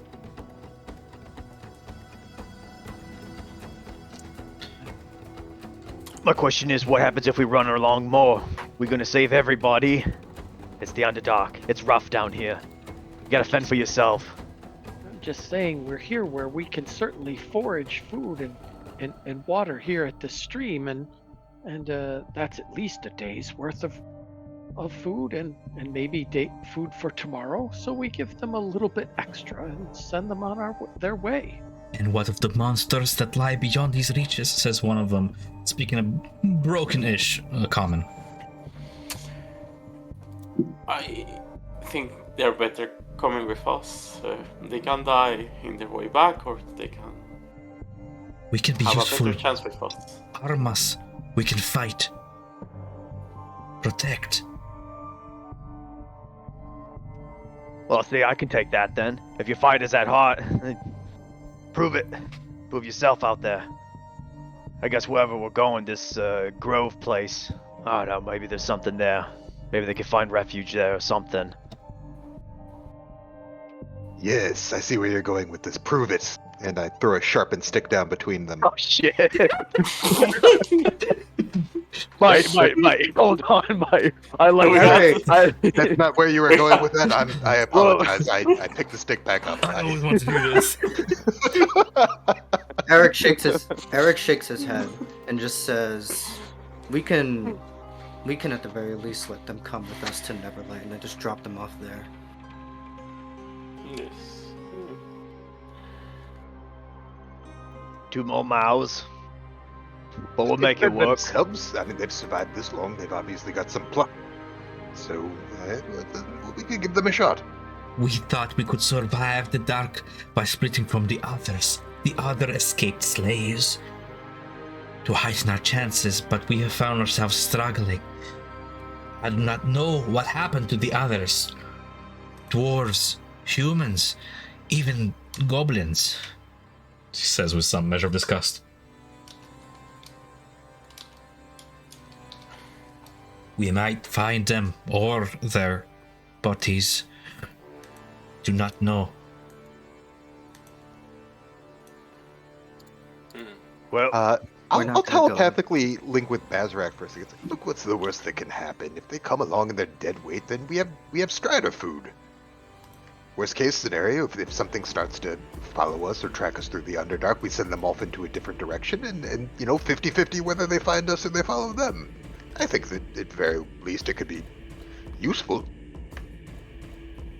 I can get behind it. They got use. Yeah. It's just in our culture that you need to work hard to show yourself and for all your hard work. If you ain't got it, well then, to the pits with you. But we'll make it work. I love Alright, it fine. How this sounds like he's talking to your mind, but you're saying all this out loud. Just like Yeah, well, I still mean, yeah, have sure. the Yeah. thing? Just funny image in my head. Well, it's funny because that actually syncs up with what happened in Cyrog. I was like given the thralls orders and commands verbally. It just gone through my and they're like, mind. hold on. And I was like, oh shit, I forgot. Well, then I'm not good at this. The choices of the parties. If you would feed them, they'll join you and act as. Yeah. They're not, warriors, soldiers, but they can fight. They can fend for themselves. They're the equivalent of commoners, really. Body shields, if anything. Yeah. Yeah, I'm just role playing Boz, just being, Yeah. Dwayguard. Yeah, and, gotcha. But yeah, no, I'm totally on board. Yeah. Okay, so we have two Eric, more party members. Eric offers one of them to sit on the back of his strider with him. Okay. He'll say, "You can come with us. One of you can ride with me. The striders won't bite you." Quick interjection. No. Yeah. As Eric is welcoming them, went onto his strider and everything as they kind of pass by Boz, only being like 4'7" or so. With my keen senses and everything from lycanthropy, getting a whiff and smell. Gross. Yeah. No. Well, what I'm trying to decipher is, would I have any knowledge to know of okay, they pose as elves, but are they really do they give off a different scent? Is this what's it called? Those monsters that take forms or whatever. Maybe this is a trap. Maybe we're just really dumb or something. Roll me insight. This will be a good insight to determine if they're body snatchers or whatever. This will just. So because I have smelling and keen senses, does that apply with advantage or no? Sure. I'm not sure how you'll be able to sense. Oh no, this is insight. Never mind. Yeah. It's normal. Because think about it. If you have a shape changer, he'll take everything, scent and everything. But general insight. No, yeah, you're right. It's normal. I'll be honest with you, Mick. I'm just rolling to see if you roll low, so you get paranoid. Okay. With that 20, you can tell that this is the genuine scum. These are escaped. Their story tracks by scent, by sight, by their wounds. They seem to have gone through hell. Okay, I believe it. It tracks for as far as you can tell. Just making sure. I was just gonna see if you roll 5 or lower, you'd be like, yeah, okay. So yeah, that'd be funny. Going forward, you have a paranoid sense of something does not line up. But yeah. Okay. Well, we're taking a moment to feed them and give them water. I'll take 10 minutes to set. We can take a short break. No. It's just really I just wanna use the spell alarm. To set camp and make sure that thanks to it with watch and alarm spell, nothing creeps up on you. But at some point you see these violet fungi mushrooms slowly creep toward the. I'm not sure if you guys set up a campfire or anything along those lines, but attracted to the light of the sword, especially in the dark, these creepers creep on in and trigger your alarm spell in time for any of you with Jim Jar to hack away at their vines and sort of keep them clear of camp, so you're not overwhelmed by violet fungi in your sleep, strangled in your sleep. Ooh. Yeah, I mean that's a fate you can suffer. No, definitely. If you guys want me to roll for days going ahead as these two join you guys up, as we continue our 12-day journey to the Grove. Yeah, but I want to set as we are leaving our resting place, I want to set another alarm that avoids every other creature that is not humanoid. Really, I'm fishing for drow. For it to ping me if a drow pass in the next 8 hours as we leave this area. Or the next area. Make sense? Yeah, that makes sense. That's part of a spell. Okay. So keep in and watching that. More... The underground stream continues onwards as you guys eventually tread onwards. Days coming ahead, another day or however long passes before you guys are pushing your exhaustion. I'm just checking to see what I rolled here. 18. Ooh, this is creepy. You guys come across the outlines of kobolds shambling in the dark. Little draconic entities dwarfed in size, but unlike the usual energetic, almost spastic way of their movement as they move together as a pack, they shamble like zombies, and as you encroach close enough to scout, you can see these Last of Us like growths sprouting from their heads, and you realize that you encounter a whole bunch of these myconid servants. The myconids in the party, both Stool, the tiny mushroom person, and his friend that you guys found back in the caves, take front and begin to sort of spread their spores ahead of you guys to mask you as one unit, one colony of mushroom beings for all purposes of these gambling servants throughout, giving you an opportunity to scout ahead without being ambushed outright as you gauge your surroundings. From time to time, you can see some of the kobolds shamble toward patches of fungus on the wall that open up before them, and they sort of meld with it, really like part of the crew, part of the ship style, and disappear into the wall that seals itself. And they vanish out of sight as if traversing through these patches, onwards somewhere else. In this endless march, they are being followed by other creatures. You see quaggoths, hulking ape-like creatures with green fur and patches of yellow mold, also like sort of drudging in their wake. Other creatures, almost like half corpses, dragging themselves forward in this mindless march into this patch wall. I would kill for a couple of those Zerorn fire lances right now. Purge all this away. If we need to move even quieter or anything, I can still I can still cast on everyone, pass without a trace within 30 feet to help us move through anything.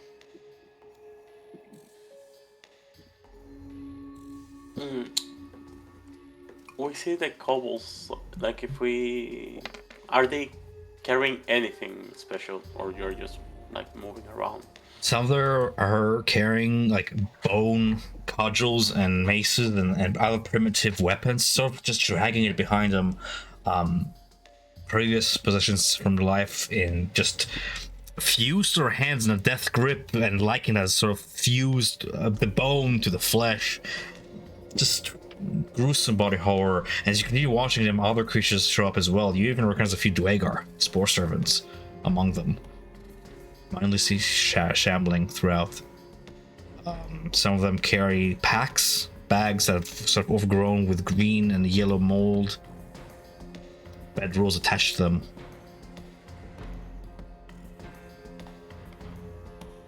Hard to say what they might have. Could just be basic supplies. But you stir up one, you're gonna stir up a whole horde of them. You're right, maybe it's not worth it. Did you cast Pass Without Trace? Just I'm gonna roll perception check to see if... Yeah, I'll cast pass without a trace because it stays with us. Yeah. Throwing out. I have key points. You're good.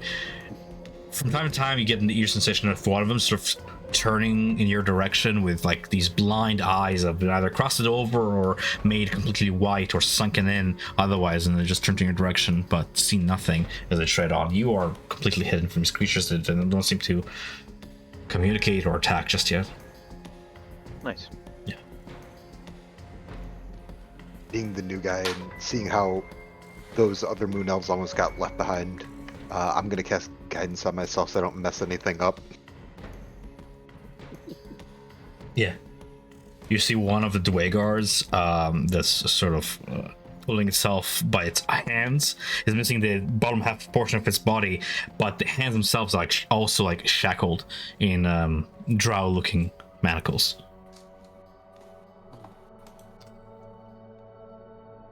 Such is the fate. We don't see any myconites, right? Like a proper mushroom body, complete. No, but you can see that many of these hosts have mushrooms growing through them that seem to writhe and breathe. Sproutlings, so to speak. Myconid babies, so to speak, sprouting from these Okay. corpses. Soon to be, walking on their own, but so far just feeding off these shambling corpses wherever they're going, wherever they're gathering.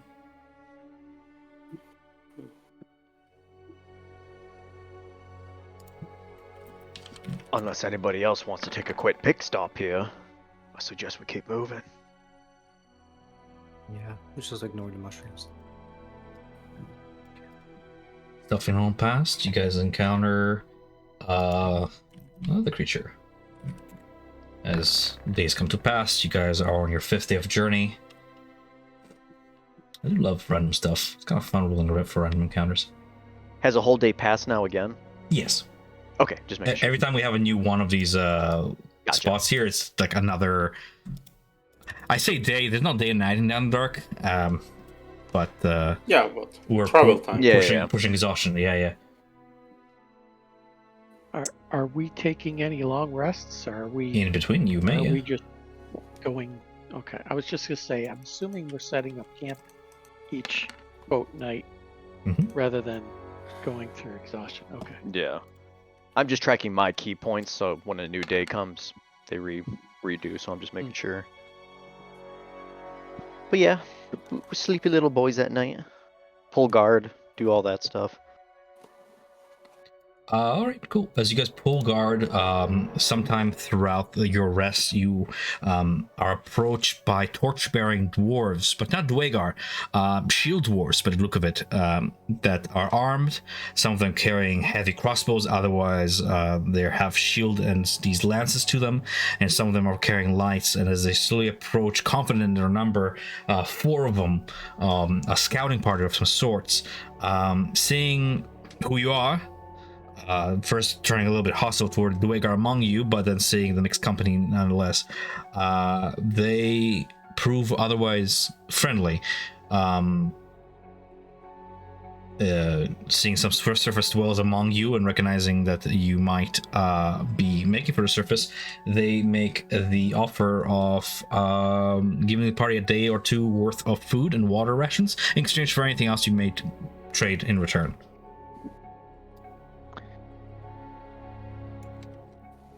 Do I have anything to trade or return? We have a couple of moon elves.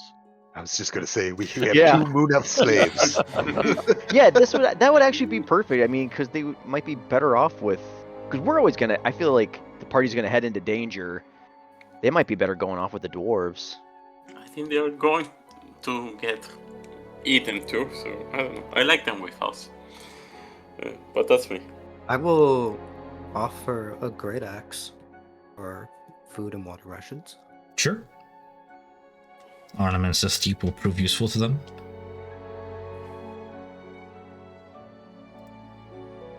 As they sort of, ask to join your camp for a quick rest for the coming hour, should you allow them to. They share stories of their journey throughout, and throughout the stories they actually mention a familiar name. The same shield dwarf that had you guys joined you guys since Falconvalve and then split ways in Grecostuch has actually managed to cross paths with these very dwarfs, proving that she lives still. Yeah, I'm struggling to remember her name, I'll be honest, but Eldeth. yeah, right, Elda Feldrum is the name they mention. And good fortunes have proved that she lives still journeying out there along with the prince and Flint. Flint. Right, this is the practice of me just remembering names. Eric says it's good to hear that Eldeth is still well and alive. Mm-hmm. In this Underdark. Okay. Comparing maps with you guys, they tell you they come from Galton Grim to the far north, and you will continue scouting to the edge of Grecostuch to sort of report back, which might be of mixed feelings for you, Bajarak, but Your people and theirs have Yeah. been in a cold war of sorts for years now. Worse stuff than orcs, though. Yeah.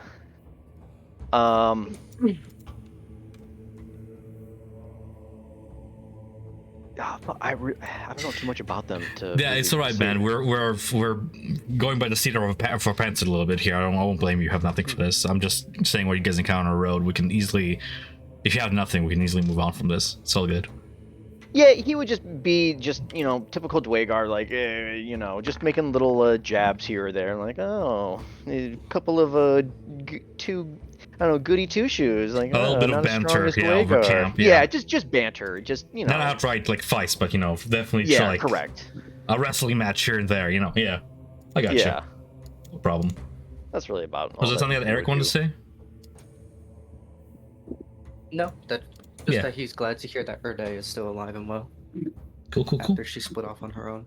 Thankfully, thanks to this encounter and the friendly trade for metal for food, they direct you on a safer path that Ilsa might have missed to expedite your journey forward. You make it another day's worth of travel without any significant encounter before we journey onwards to our 1, 2, 3, 4, 5, 6, 7th day out of 12.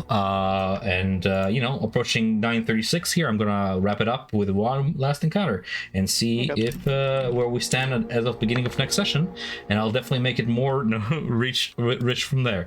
Another day comes to pass without encounter. That's good. Just expediting journey ahead all the while. Essentially, every time I roll a d20 and I roll anything below a certain threshold, nothing happens. Which is only to your favor. Again. You're right. This is great. We had so many terrible encounters on the way to sleep. Yeah, I cared more in the beginning, didn't I? Cool. Jeez. 1, 2, 3, 4, 5, 6, 7, 8, 9, 10. Yeah, so about 2 days worth of journey away from this destination. It's fine if it's expedited. I honestly don't mind it. We might even start next session from the Grove. I think that's even funner that way. And we can role play the journey in RP chat. Oh my god, look at that, guys. We reached the Grove without further Jesus. encounters. Yeah, right? Wow. And everyone says the underdog is so dangerous. Look. Strength in Walk numbers. in the park. Teetering on the edge of starvation probably at this point, but with so many mouths to feed. But I guess we'll figure it out in chat. So the road here will actually split in 2 directions, as ahead of you guys will be the Grove over yonder. I'll mark it on the map as such, and I guess we'll end session with a description of what you guys see, as we'll pick it up from here. Cool. That was cool. We just shot straight up to it. Chapter... So, did So- we settle on? Are we taking the elves with us, or do we give them over to the other dwarves? Oh yeah. I think we What did brought the him elves with want to us. Okay, I'm Eric just will making ask sure. them. Eric will ask them their opinion. If you ask them, they would rather not take the chances alone. They would rather. They've been eating good, but the best. They've been eating for a few weeks, and their strength in numbers. They would. If you guys are headed toward the surface, as they would probably learn from journeying with you for so many days, then they would wish to stick with you, or die trying. They're dead by themselves, as far as they think, right? Mm-hmm. Okay, we'll keep them with us. Look at all them spores. I was not expecting us to reach this place. Yeah. You got lucky on rolls, huh? We're fast. Who has the horn of Black Skull? Yeah. Who wants the horn? Yeah. Anyone? Gizmo will take it if Okay. no one else is interested. Okay. Yeah, I'm down. We can figure that out. Who's it would be beneficial on most, or All right. Oh, it's nice. You get to you get to blow into the horn as a bonus action. That's good. Mm-hmm. Pale cream and beige stalks grow thick and tall around you as the land shifts from rock the Neverlight Grove. The stalks resemble a surface world forest. Fungi grow in profusion everywhere, and it's hard to find anything resembling a path between them as you get lost in it. The giant caps of circwood mushrooms obscure your view of the cavern ceiling, but luminescent fungi gives off a shimmering aura, illuminating the path ahead. With each step taken on the soggy ground, a rank scent of decay arises around you. You know what? Instead of flying by the seat of my pants, I'm going to call this session here, as we've excitedly reached Neverlight Grove, and I'll just prepare ahead for this. Because as I'm going through this chapter, I'm like, ooh, wow, like this place is big. And, Yeah, that's totally I'll fine. do a lot of prep. I'm surprised you actually reached this place so fast. Same. Nice. Do not doubt us. Thank you, Malar. Thank you, Saloon, for guiding us Yeah. along the way. I still think we should, retro go back into the into our wallet and be like, hey, we traveled X amount of days. Let's at least maybe. Oh, absolutely. We'll do Use that over some- general chat. I just didn't want to waste time on Yeah, that. yeah. I honestly, I don't know why, but I thought the whole session was going to be like a fight, and then like end with planning for travel. But then you guys are like, no, we can go another hour. I'll organize treasure earned and then like gold received, and then just get deducted from it for 12 days worth of travel with all those mouths to feed for sure. Yeah, and then we can also try to hunt for stuff along the way too to alleviate some of but that we can- cost. Surprisingly, no creature encounters. Yeah. Aside from myconoids and stuff, no creature encounters. I was kind of expecting you guys to be like, I thought we'd find like a boulette or something, or Yeah, it's Underdark Yeah. and so dangerous. basilisk. Yeah, I wanted Roll the a dice. full-on beholder. And then look on Tom's face right as he said that. Say it again, Eric. I dare you. Yeah, careful what you wish for. Like, we got lucky when we do this again, and we get We did get unlucky, lucky. and He like kept every rolling 5 like feet. 7 and below. Yeah. He kept rolling 7 and below for all day encounter. Yeah, like that. It works out that way sometimes, but sometimes you just like step on every rake and get hit in the face every 5 feet. you guys see a red dragon giving chase behind you guys, a little big old chunky boy. No. Yeah. I was gonna say that if we stay in Gracklestad, I wanna help on killing Thundershot. Do you want to? We can say we've done that. And now it's gonna be blood on your hands. I'm totally down for that. I'm king on that, but I'll say yes. It's up to the party to vote, though. I want this to be like a. Gizmo would vote hell no on that one. A level 5 character does not think he's going to take on a Well, red dragon. I'll say Not this: without you're not doing it attitude. alone, right? You're conspiring with keepers who have means of getting this done. They have confidence in themselves. You're just giving them a helping hand to guarantee and witness it, right? Maybe I missed something. Are we actually doing the battle for it, or is this just more of like you stayed behind and we're narrating and role It's playing? not a battle. It's killing a dragon in its sleep Oh, okay. and being there, witnessing it, giving a helping hand, and seeing it done. In which case, we'll have a branching in our narrative to say that you guys did this, aided in the killing of this dragon, which will have consequences of its We own. can, if some people want to do that, we could say we spent like another day or two in Gracklestad and did that. Eric personally wouldn't want to get involved in that, but I'm not going to take that away from anyone else that does. Yeah, Okay, Isabel is the only murderer in this. I'm also gonna say this: that nothing's stopping Avi from being like, "I help the keepers. If nobody's gonna join me, I'll just do it anyways." It's something I would do. Yeah, it's Yes, exactly. something that you would do. Yeah. I think I would help him. Cool. Gizmo has been convinced. He has been convinced. Self would have no idea what the situation is, but if you tell him it's a good idea, he'll be like, "Oh, yeah, let's do this." Beautiful. We kill a dragon while he sleeps. End of an era. Now, DM, since we helped with this, there's obviously a reward of sorts, correct? I'm just kidding. I told Alan. Look at Tom's face. You don't deserve a I reward. don't. You killed There's Thundershard. You Those deserve a are- reward. yeah. It kind of makes me sad. Yeah, like how- I love DM, the how lore much of that XP dragon. is Thundershard? Do we level up? No. Did we live alone? That's a good question. You lose valor, if anything. Are you trying to XP farm like a red dragon? Okay, As much as- revive him, give him a revivify, and then just redo it again. So now you get double, Right? Yeah. double the XP. There's an even darker path to this, Oh boy. where like weakening the dragon and then putting it under a rune of subjugation to essentially hollow out its mind and make it a complete slave. But that's even darker. I think that would be better at that point. But you know, personally, I would have loved an epic fight with you guys donning red dragon scales and fighting a red dragon. But I really don't think you guys are gonna win that fight if I made it a battle, because it's Yeah, I think Like the a- same. It's got to be He's like a a- 20 plus CR or something. He's Asian, right? It's not an adult. Pulp almost died from making out. Like first base almost did him in.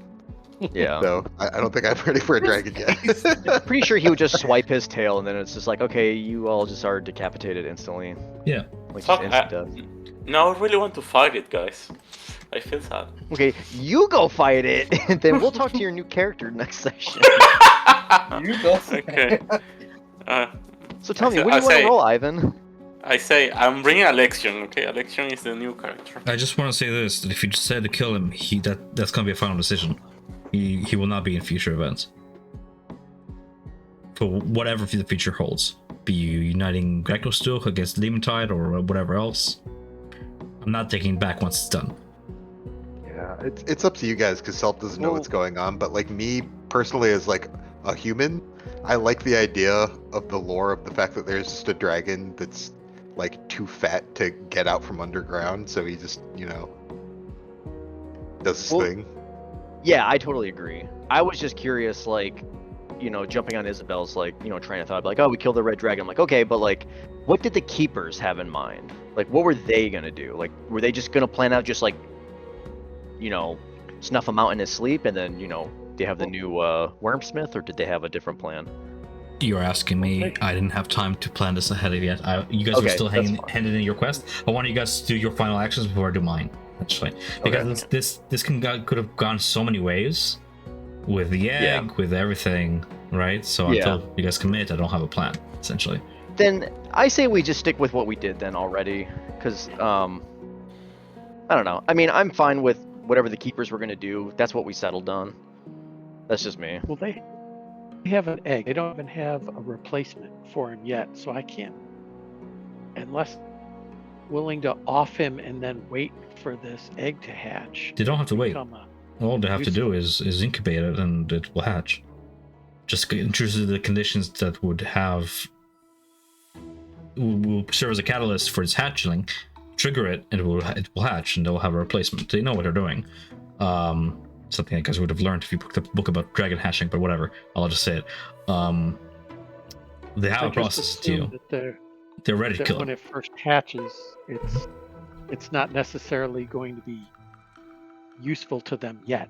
Of course, it's gonna be useful to them. Wormlings are very strong, independent creatures that are on their feet from day one, breath and all. Yeah, they're legendary creatures. They just Mhm. they just use the dragon fire to basically like fuel their city and their forges and shit. They don't give a. They probably don't care about like the dragon's actual size and age. If anything, the older and bigger they are, the more of a hassle it is. Yeah, exactly. The more they age, the more out of control they become. That's what they wanted to call them anyway. So that was their plan all along. They needed the egg as a backup plan, and it's very hard to hunt down an egg, or be given one by a red dragon. Red dragons, being what they are, not the best of parents. They'll easily sell their eggs. Really? Yeah. They don't want a child to contest their territory. Exceptions happen, of course. I'm just saying that if you're questioning how they acquired an egg, it's very hard to find a fellow red dragon to give them an egg or somebody who can sell it. So retrieving the one was their shot at getting rid of number shot. Actions consequence. If you guys want to aid them in that, I'm gonna say that it's absolute. It's a final decision. You guys get it done. With your aid, to have all the chances. Kill it in sleep. But maybe that's something you guys can sleep on and decide. But I have no issue. Let's sleep on it. Where Eric did is that? not going to talk anybody like out of it. Like he doesn't have strong feelings against killing the dragon. It's kind of just something where he's like, You really should. You really should have a strong feeling against killing a dragon or killing a dragon with all the implications of it being alive or dead, right? Because on one hand, killing it is losing a potential ally or whatever. But like keeping it alive is keeping a potential enemy. Indifference is lazy. Really think about it. That way you're not surprised later when I, introduce consequence and you're like, well, I never wanted this to happen or whatever. uh-huh.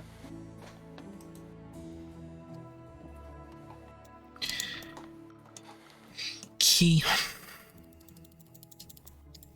Where did the egg come from, by the way? How did the mind flayer get it? From the city. Oh, he The stole city it. had it. The Mind Flayer took over the minds of several Dwegar and used them as puppets to steal the egg from the keepers.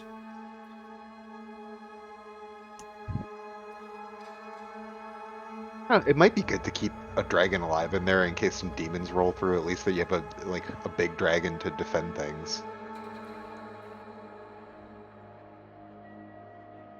Yeah, as long as I don't know like what the Keepers of the Flame were planning on doing. If I didn't make They're it clear, trying to I'll make it pull- clear. If he's out of control, they'll kill him. Yeah. If he's controllable, if they'll find a way to subjugate him, they'll subjugate him. Yeah, The but egg don't is- they Hmm? kind of already have him subjugated and everything? But he's not out of control. He's out of control. He's independent. Oh, okay. Well, He it seems doesn't- like the Keepers are already going to kill him. So I mean, just a matter It's of like- we want to be there for it or not. They may fail. We can make sure they don't. You Hey, guys you know what? Fuck it, have I'm on board. you guys have overcame a lot of challenges that were beyond the scope of what a single one of you guys is capable of. United with you guys, they'll have all the chances to slay this dragon. Right? Yes. All right, I'm down. Yeah, my vote would be to help him. Okay. If that's what my king wants in the Keepers, then yes. I'm gonna stay true to his loyalty. Fair. But as long as everyone else wants to, but I mean, at least I'm gonna help. And Isabel. What's the challenge rating of a ghost for Red Dragon? Fuck you, man. Wow. Someone get the banishment spell, please. Yeah, Gizmo's trying to think, does he have plausible deniability by not being involved? I have been through the answer encounter in Baldur's Gate 3. I know how to do this. Alright, cool. If nobody else has any other questions regarding the session, we'll go ahead and end the recording here. And thank you so much for joining me. Yeah, thank you for running. This was a good one. Yep. Lovely. Yeah. Lovely. I always keen about swimming in lava. So almost my dream become a reality.